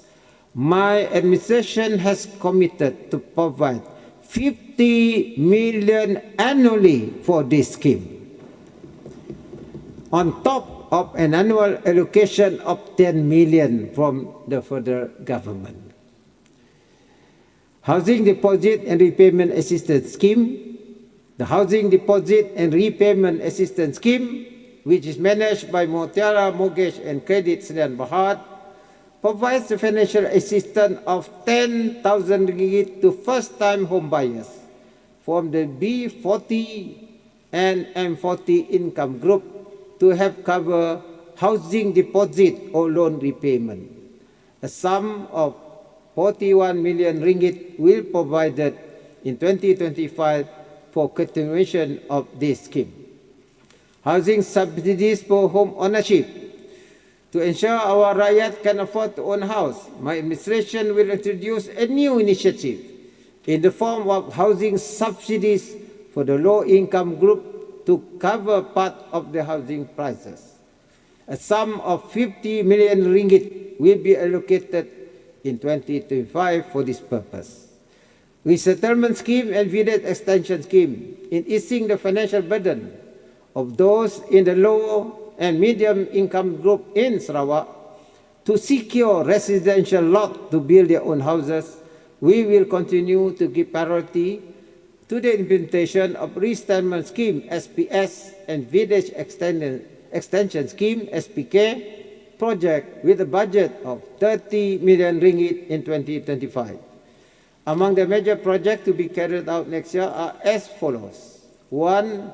Seliric resettlement scheme Kapit, SPK Igan Baru Mukah, SPK Melugu Sri Aman for Kampung Terusan Beza Extension Scheme Lawas, Kampung Tebakang Melayu Extension Sirian, and Kampung Pusat Extension. Tan Sri Datuk Mas Speaker, Urban Renewal Project. We will also continue our effort in uplifting the physical and social well-being of the rakyat and providing quality houses that are affordable and conducive to our urban renewal and kampung redevelopment projects. For this purpose, an allocation of 247 million ringgit will be provided next year for kampung redevelopment project in Kuching, Sibu, Bintulu, and Limbang. Initiative 4, improving healthcare facilities and services, construction of Sarawak Cancer Centre. Sarawak is in dire need of a cancer centre as the number of patients suffering from cancer has significantly increased. A total of 1 billion has been set aside to construct a state-of-the-art cancer centre in Sarawak, which aims to A. Provide comprehensive cancer care by offering a wide range of cancer treatment services, including stem cell transplantation and cellular therapy. B. Advance cancer research and training by serving as a hub for cancer research and training, developing innovative treatments, and nurturing skilled healthcare professionals. Federal government has agreed that the construction of the hospital will be funded by Sarawak government in advance and will be reimbursed by them later. For 2025, 5 million ringgit will be allocated for preliminary works for this project.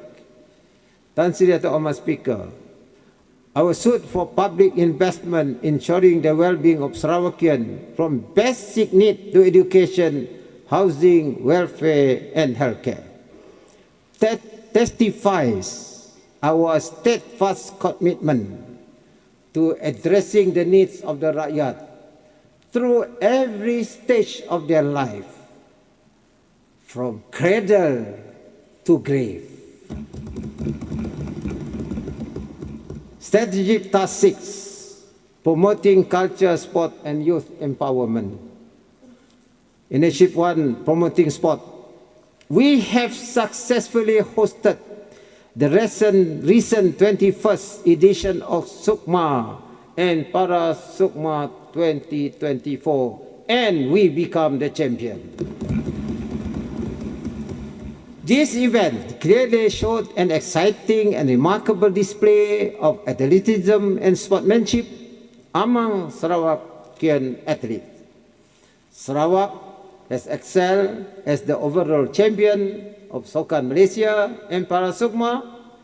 A truly inspiring feat indeed. Thank you and congratulations to all our athletes, officials, volunteers, sponsors, who made these two sport events a major success. Given this outstanding achievement that proves Sarawak's ability to host major sporting events, we are set to co-host Southeast Asia's biggest sporting event, the 2027 SEA Games. We view this opportunity as an investment which will further elevate Sarawak's profile across Southeast Asia. Enhancing youth and sport facilities, the government is committed to improving our sport infrastructure to enhance youth participation, community well-being, and economic advancement. This year, 76.4 million ringgit has been approved for building and upgrading sport facilities throughout Sarawak to meet international standards, and another 30.7 million will be provided next year. In addition, 250 million ringgit has been approved under Project Rakyat to develop new sport complexes and upgrade the existing civic centers, providing more opportunities for recreational and competitive sports. Through this effort, Sarawak is striving to build a vibrant and inclusive sport environment that benefits our rakyat. Initiative 3, Promoting Youth Development Program. In promoting youth development, a comprehensive range of programs are designed to equip young people with skill, resources, and opportunities to excel in leadership, entrepreneurship, technology, and employment.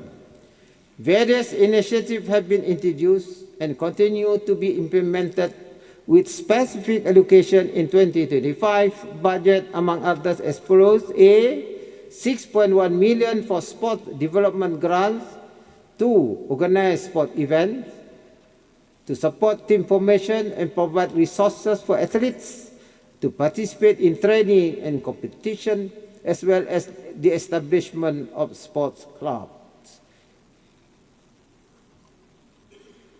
B, 9 million ringgit has been made available for Sarawak Youth Creative Industry Fund, which aim to foster the creative, innovative potential of our youth, particularly in areas such as music, film, theatre, and innovation initiative.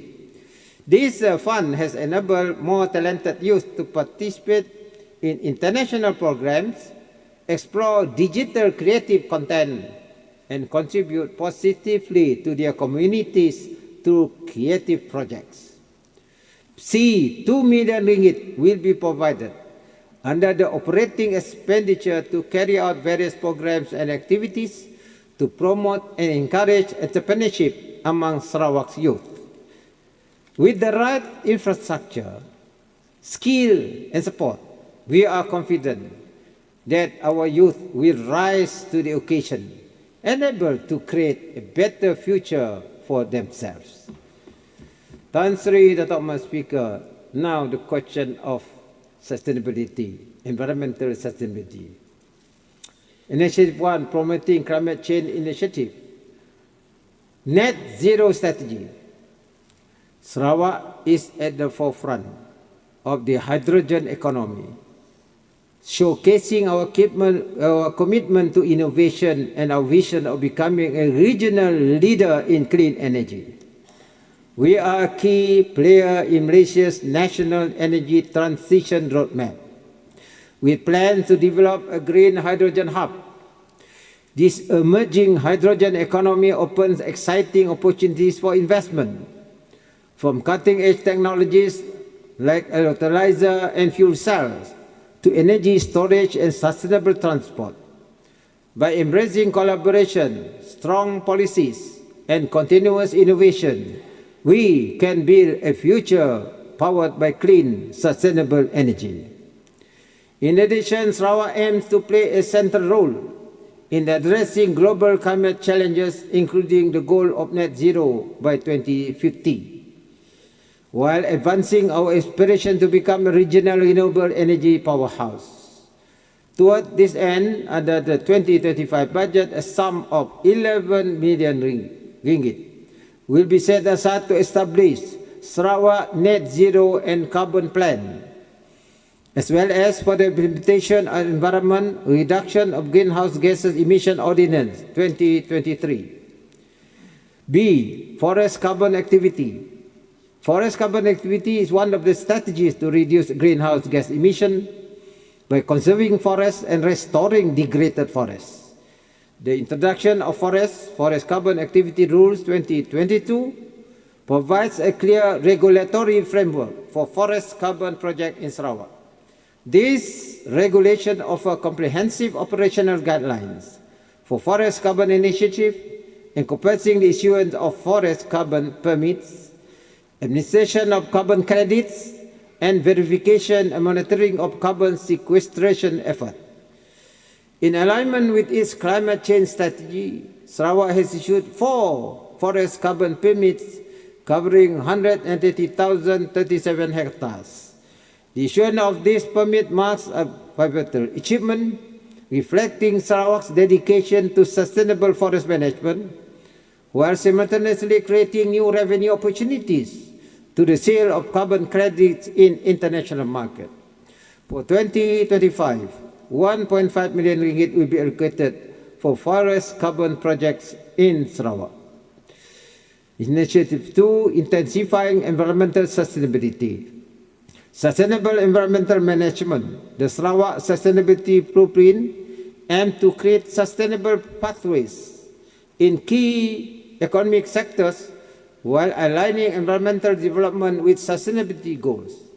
It includes a monitoring, reporting, and verification system to track progress, covering 10 sectors such as utilities, oil and gas, and agriculture. The blueprint seeks to promote economic growth, environmental stewardship, and resilient communities, guiding Sarawak towards achieving the PCDS 2030 and Sustainable Development Goal SDGs. In 2025, Sarawak is committed to advancing environmental sustainability and environment, social, and governance ESG principles through significant investment in Sarawak Biodiversity Centre SBC and Sarawak Bioindustrial Park SBP as follows. A. 1.5 million ringgit for SBC to document traditional knowledge with indigenous communities that exemplify inclusivity and equitable benefit sharing. And B. 3.3 million ringgit to kickstart the construction of SBP, which will span 26 acres, thereby supporting a circular economy and enhancing environmental resilience. 2. Forest management certification. Timber continues to play a vital role in the socio-economic development of Sarawak to promote the sustainability of forest resources, protect the environment, and ensure social security within forest operations. The government mandates that all long-term forest timber licenses and qualifying forest plantation must secure forest management certification. Presently, Sarawak boasts 25 certified natural forests encompassing 2.33 million hectares, along with 8 certified forest plantations covering 104,090 hectares. Sarawak has set the target to certify 3 million hectares of natural forests and 178,000 hectares of qualifying forest plantations. This initiative aims to implement sustainable forest management practices that adhere to rigorous international standards, thereby enhancing transparency and accountability in forest management and fostering global market confidence in Sarawak forest products. Forest Landscape Restoration Program. Forest Landscape Restoration Program is a key priority for Sarawak to achieve its environmental sustainability goal. This program will contribute to sustainable development through restoring the ecological, social, economic values and functionalities of degraded forest landscape. Implementation of this program is in line with the National Greening Malaysia program through 100 million tree planting campaign 21-25 and Sarawak's target to plant 35 million trees by 2025. As of June 2024, this target has been exceeded. We will continue to focus on strengthening diverse restoration strategies, including intensifying tree plantings, with an allocation of 4.1 million ringgit to be provided next year. Totally protected area and wildlife protection. Totally protected areas, TPA in Sarawak, are forested regions established aimed at conserving wildlife and their habitats. A sum of 2.8 million ringgit will be set aside next year to gazette a land area of 1 million hectares as TPAs by 2025. As a measure to preserve forests and wildlife in Sarawak, we will allocate 62 million ringgit to Sarawak Forestry Corporation for its operation and another 20 million ringgit for its development projects. Tan Sri Dato' Ahmad Speaker, the trust, strengthening public service delivery and capacity. Initiative 1, enhancing government capability and capacity. The capability of state civil service is fundamentally connected to fostering a high-performance culture, which ensures that our SCS is knowledgeable, highly effective, adaptable, and innovative. Therefore, under this budget, 18.5 million ringgit will be allocated for civil service training and development initiative, which include 1, competency-based training for support staff to enhance their skill, 2, executive leadership programs for top management to cultivate strategic thinking, also critical thinking, and leadership skill essential for navigating complex challenges. 3, tailored programs for emerging leaders to develop future leaders through targeted training, ensuring a strong leadership pipeline. And 4, upskilling and reskilling program to ensure our workforce can adapt and thrive in an evolving working environment. Enhancing SCS well-being. Acknowledging the significance of SCS well-being, we will implement a series of initiatives in 2025 aimed at promoting action expected to commence in 2025 with an initial allocation of 200 million ringgit. New Sarawak Civil Service Scheme. My administration will also focus our attention on the welfare and well-being of SCS employees in light of the increasing cost of living. Aligning with the federal government civil service reforms, I am pleased to inform this House that the Sarawak Civil Service has adopted the recently announced Sistem Seraan Perkhidmatan Awam SSPA. The adoption of SSPA will incur an amount of 67 million ringgit in 2025 budget. In recognizing the contribution and dedication of the Sarawak Civil Service, I am pleased to inform that my administration will further augment this initiative by providing a special allowance for Sarawak Civil Service employees, with an initial annual financial impact of 102 million ringgit next year, over and above what you get from the recent federal commitment. In line with this reform, we will be introducing an enhanced management performance system for SCS towards creating a result-driven and world-class civil service. Therefore, I urge all our civil servants to continue with their dedication and relentless effort improving their productivity and delivering effective services to the rakyat. Initiative 3, enhancing governance integrity. We remain committed to implementing various initiatives that enhance and embed integrity within SCS by implementing, among others, the following measures. 1.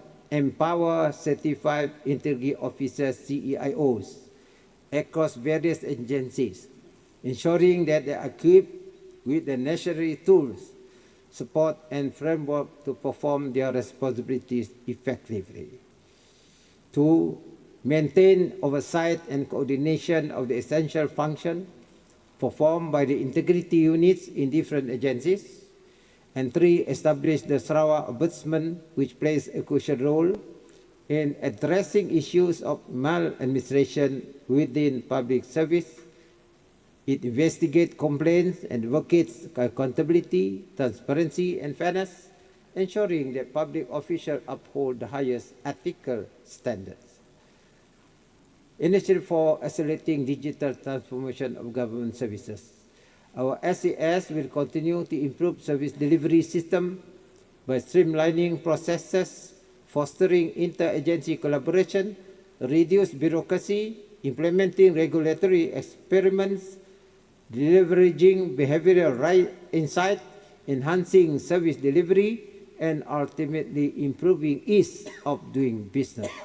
For this purpose, 21 million ringgit will be allocated to develop and enhance various government ICT projects across key sectors, while 107 million ringgit will be provided for the maintenance of the system in 2025.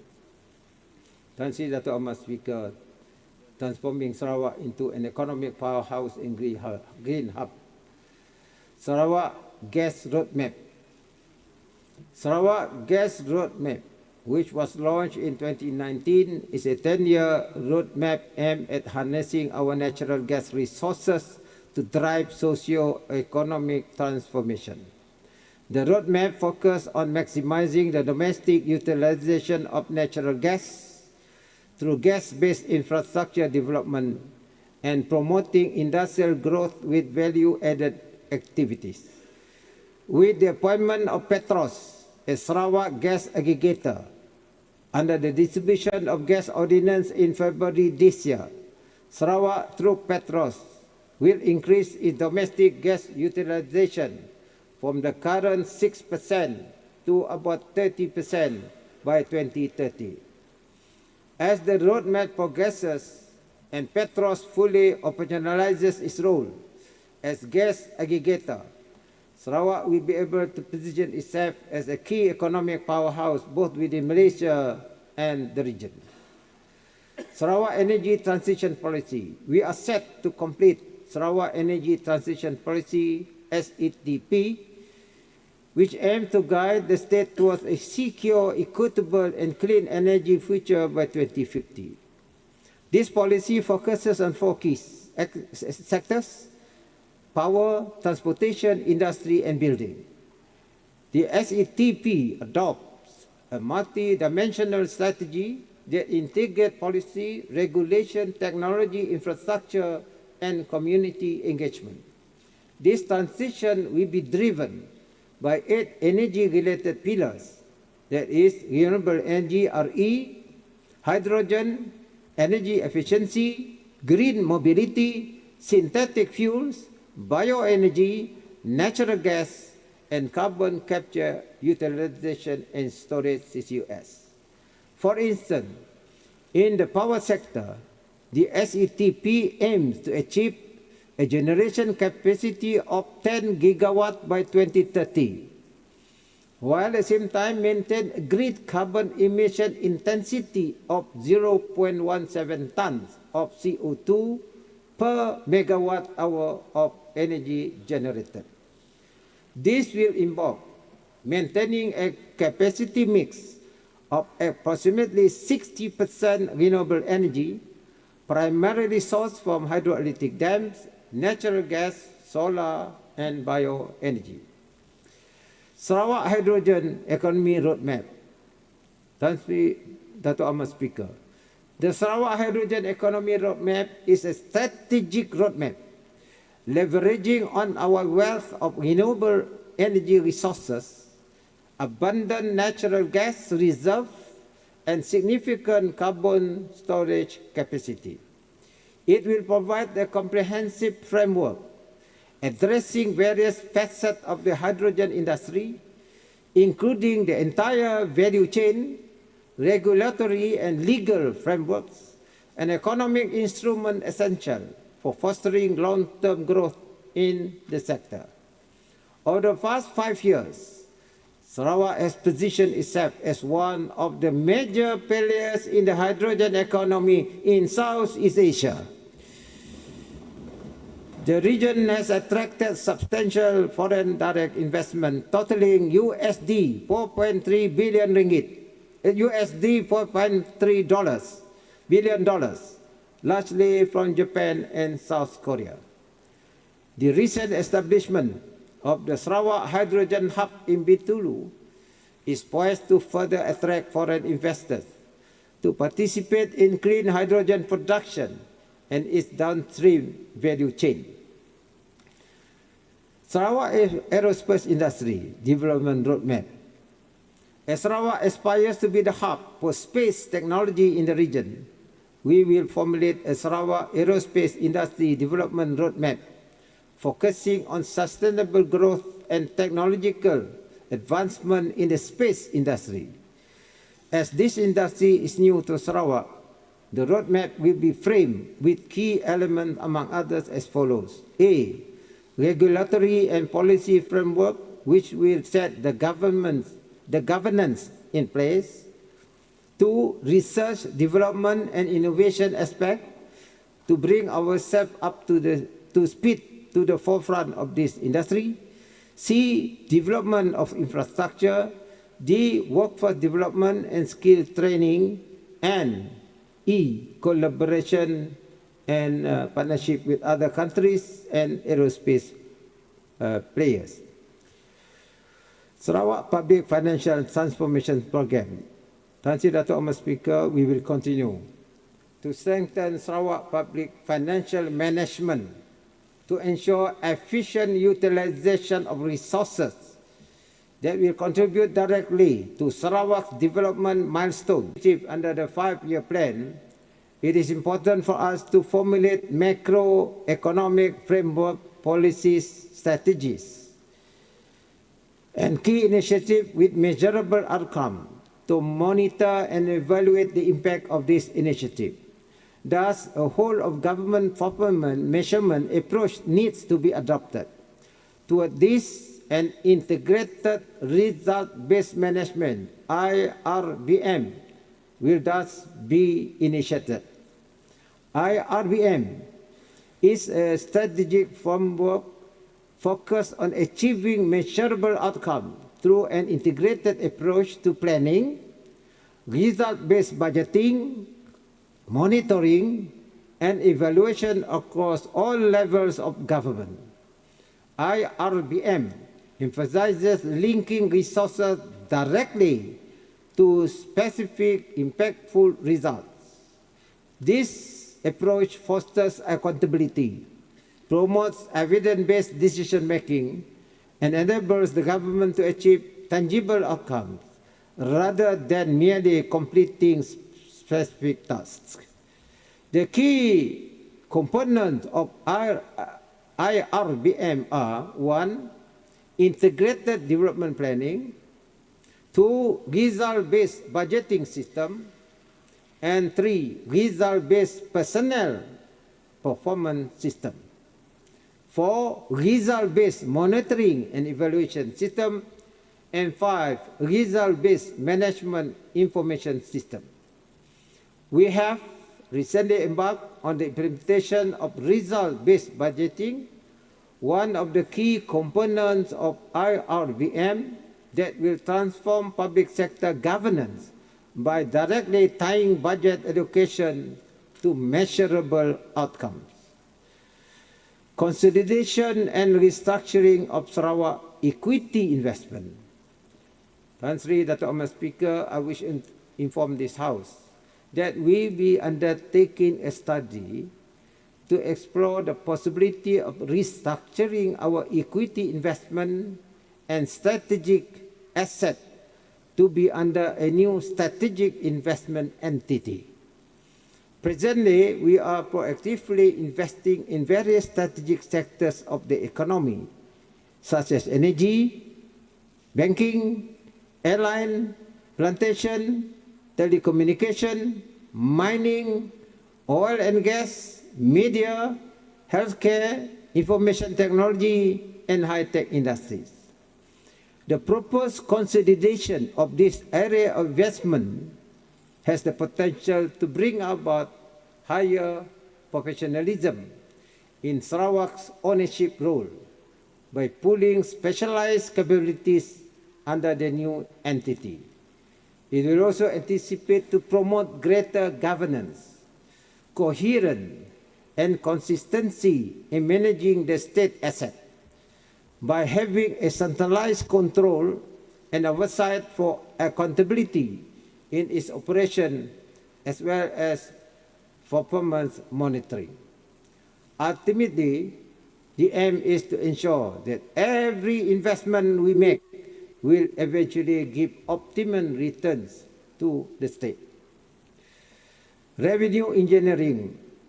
Tan Sri Dato' Mas Speaker, my administration will continue to pursue the revenue re-engineering initiative, focusing on strategies to broaden Sarawak's state revenue base. At the same time, improving the system for more efficient revenue management and collection through digitalization. We must vigorously pursue innovation in various sectors to uncover and implement new methods for generating additional revenue. This systematic approach in revenue re-engineering is essential to enable us to meet our obligation expenditures, both the ongoing as well as the potential future commitment. Therefore, I would like to urge all controlling officers to continue with the effort to explore new revenue sources, especially in the new economy. In the recent tabling of 2025 national budget, the further allocation designated for development in Sarawak rose from 5.8 billion ringgit to 5.9 billion ringgit, increase of 0.1. I would like to extend my appreciation to the federal government for this increase, although this amount is still far from meeting our development needs to help bridge the disparities between Sarawak and Peninsular Malaysia. Considering Sarawak's substantial contribution to national economic development and federal coffers, particularly through revenues generated from oil and gas, I urge the federal government to consider allocating a significantly larger budget to Sarawak in its future financial plan. Tan Sri Dato' Mas Speaker, now my conclusion. Sejak 7 tahun yang lepas, kita telah mencapai banyak kejayaan dan kemajuan. Kita akan terus berusaha untuk meningkatkan kualiti hidup rakyat dan menyediakan landasan pembangunan yang ampuh agar Sarawak akan menjadi tempat yang lebih baik untuk anak cucu kita dan generasi yang akan datang. Ini dapat kita lakukan melalui modernisasi dan transformasi perkhidmatan awam yang berterusan agar jentera kerajaan dapat menyediakan perkhidmatan kepada rakyat dengan lebih berkesan. Saya yakin Sarawak akan terus mencapai kemajuan dan akan menjadi kuasa ekonomi baru di Malaysia jika kita terus melaksanakan dasar-dasar yang jelas dan progresif, dapat mengekalkan kestabilan politik, mengeratkan perpaduan dan kesatuan di kalangan rakyat berbilang kaum dan agama, serta mengamalkan pentadbiran yang adil dan saksama untuk seluruh rakyat jelata. Inilah formula kejayaan Sarawak yang mesti kita pertahankan sampai bila-bila.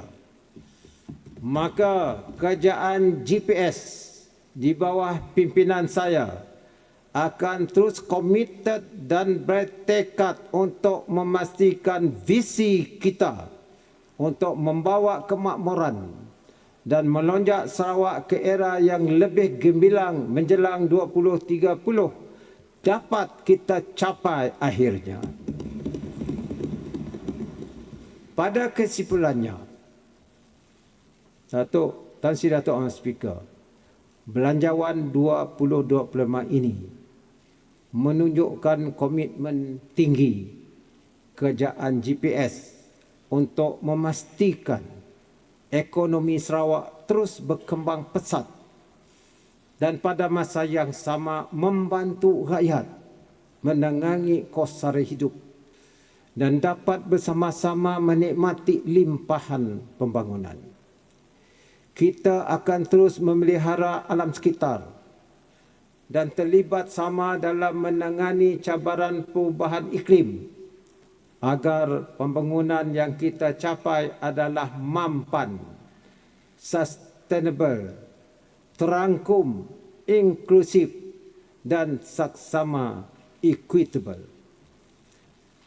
This year's budget, Tan Sri Dato' Amar, is the biggest budget ever tabled in this August House. And it is a clear testament to the government's strong commitment towards advancing Sarawak development agenda. We want to build a better Sarawak, not just for a few, but for all Sarawakians. We want to ensure that every Sarawakian can experience well-being and dignified life without ever feeling marginalized. We want to build Sarawak that is vibrant and inclusive, fair and thriving, resilient, harmonious and united. Of course, the road ahead towards a better Sarawak will not be easy. There will be a lot of challenges and forces that may pull us apart. But as long as we are all in this together and we all have a part to play, no one will be able to divide and rule us. Let us turn our challenges into opportunities and our constraint into strength. We in the GPS government will do more to provide opportunities and assurances at every stage of life. And everyone in our society should contribute toward our shared goals and aspirations in our own way. Mengikut acuan kita sendiri, nitih cuan kita ibu. Saya berdoa moga-moga Allah memberikan keberkatan kepada usaha kita dan memberi kita taufik dan hidayahnya untuk kita melonjak pembangunan Sarawak ke arah yang lebih baik. Sekian, terima kasih.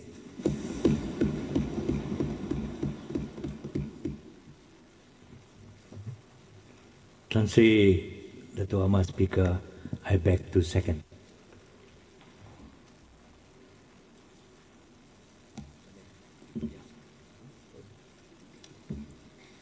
Usul untuk merujuk resolusi anggaran perbelanjaan pembangunan bagi tahun 2025 kepada Jawatankuasa Pembekalan. Supply 2025 Bill 2024 Yang Amat Berhormat Premier of Sarawak, Minister for Finance and New Economy.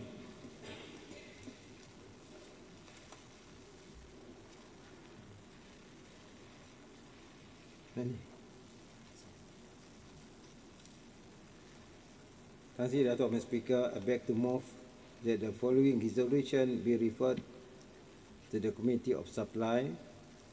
That this Dewan resolve to approve the development estimate 2025 as contained in Common Paper number 13 of 2024, laid on the table on 11 November 2024.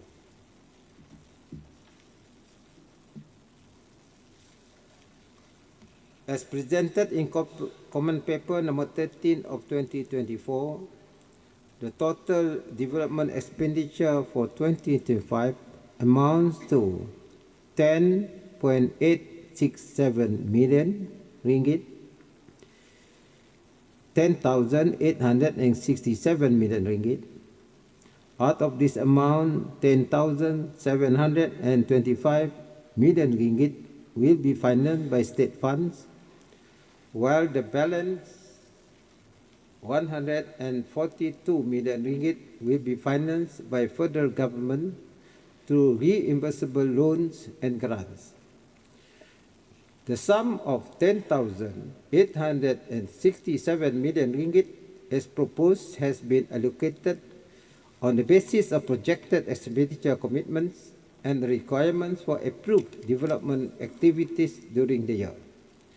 The proposed allocation for the major sectors are as follows. A total of 7,228 million ringgit is allocated under the economic sector for the following programs. 1.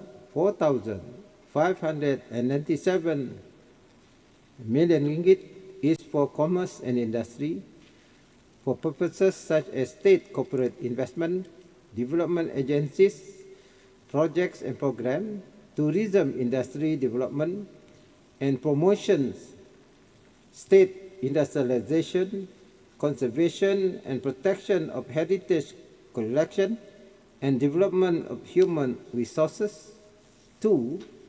1,490 million ringgit is for transport, which include roads, bridges, riverine infrastructure and ports, land and riverine transportation, aviation services, and various special development projects under Project Rakyat. 3. 408 million ringgit is for energy and public utilities, for upgrading and expansion of water supply and electricity connectivity, especially to the rural areas, which include a sum of 89 million ringgit to Kuching Water Board and 90 million ringgit to Cebu Water Board. 4. 131 million ringgit is for agriculture development for purposes such as crop industry development and research, mechanization and agriculture infrastructure, livestock, veterinary services, agriculture education and promotion, inland fisheries and aquaculture development. 5. 52 million ringgit is for digital economy initiative. 6. 304 million ringgit is for scientific research and development, which include establishment of Sarawak Science Center and Sarawak Infectious Disease Center. 7.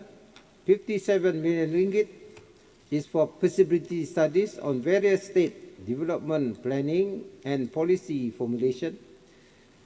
8. 137 million ringgit for environment, which includes urban drainage and flood mitigation, river and coastal engineering, forestry research and development, forestry management, as well as environmental sustainability.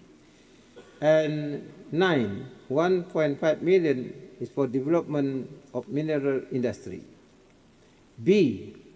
A total of 3,135 million ringgit is allocated under social sector for the following program. 1.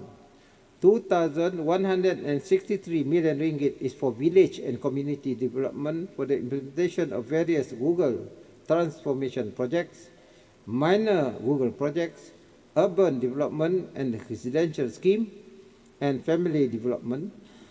2. 425 million ringgit is for housing, mainly for the various kampong redevelopment, construction of affordable houses under Housing Development Corporation, and program penambahbaikan rumah miskin Sarawak PPRMS. 3. 284 million ringgit is for local authorities and social welfare services, which includes urban sewerage and waste management, as well as landfill development. 4. 207 million ringgit is for education and training of our Sarawakian students. 5. 31 million ringgit is for culture, youth and sport, which include upgrading of various sports and social facilities throughout the state. And 6.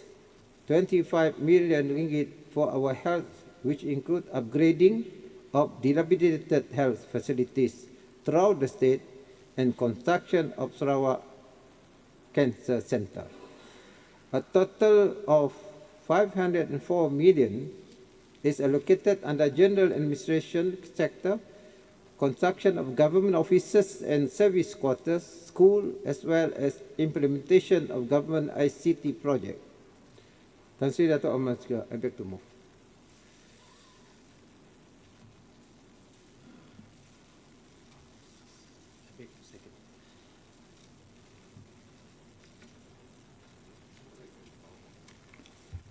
Tan Sri Dato' Speaker, I beg to second.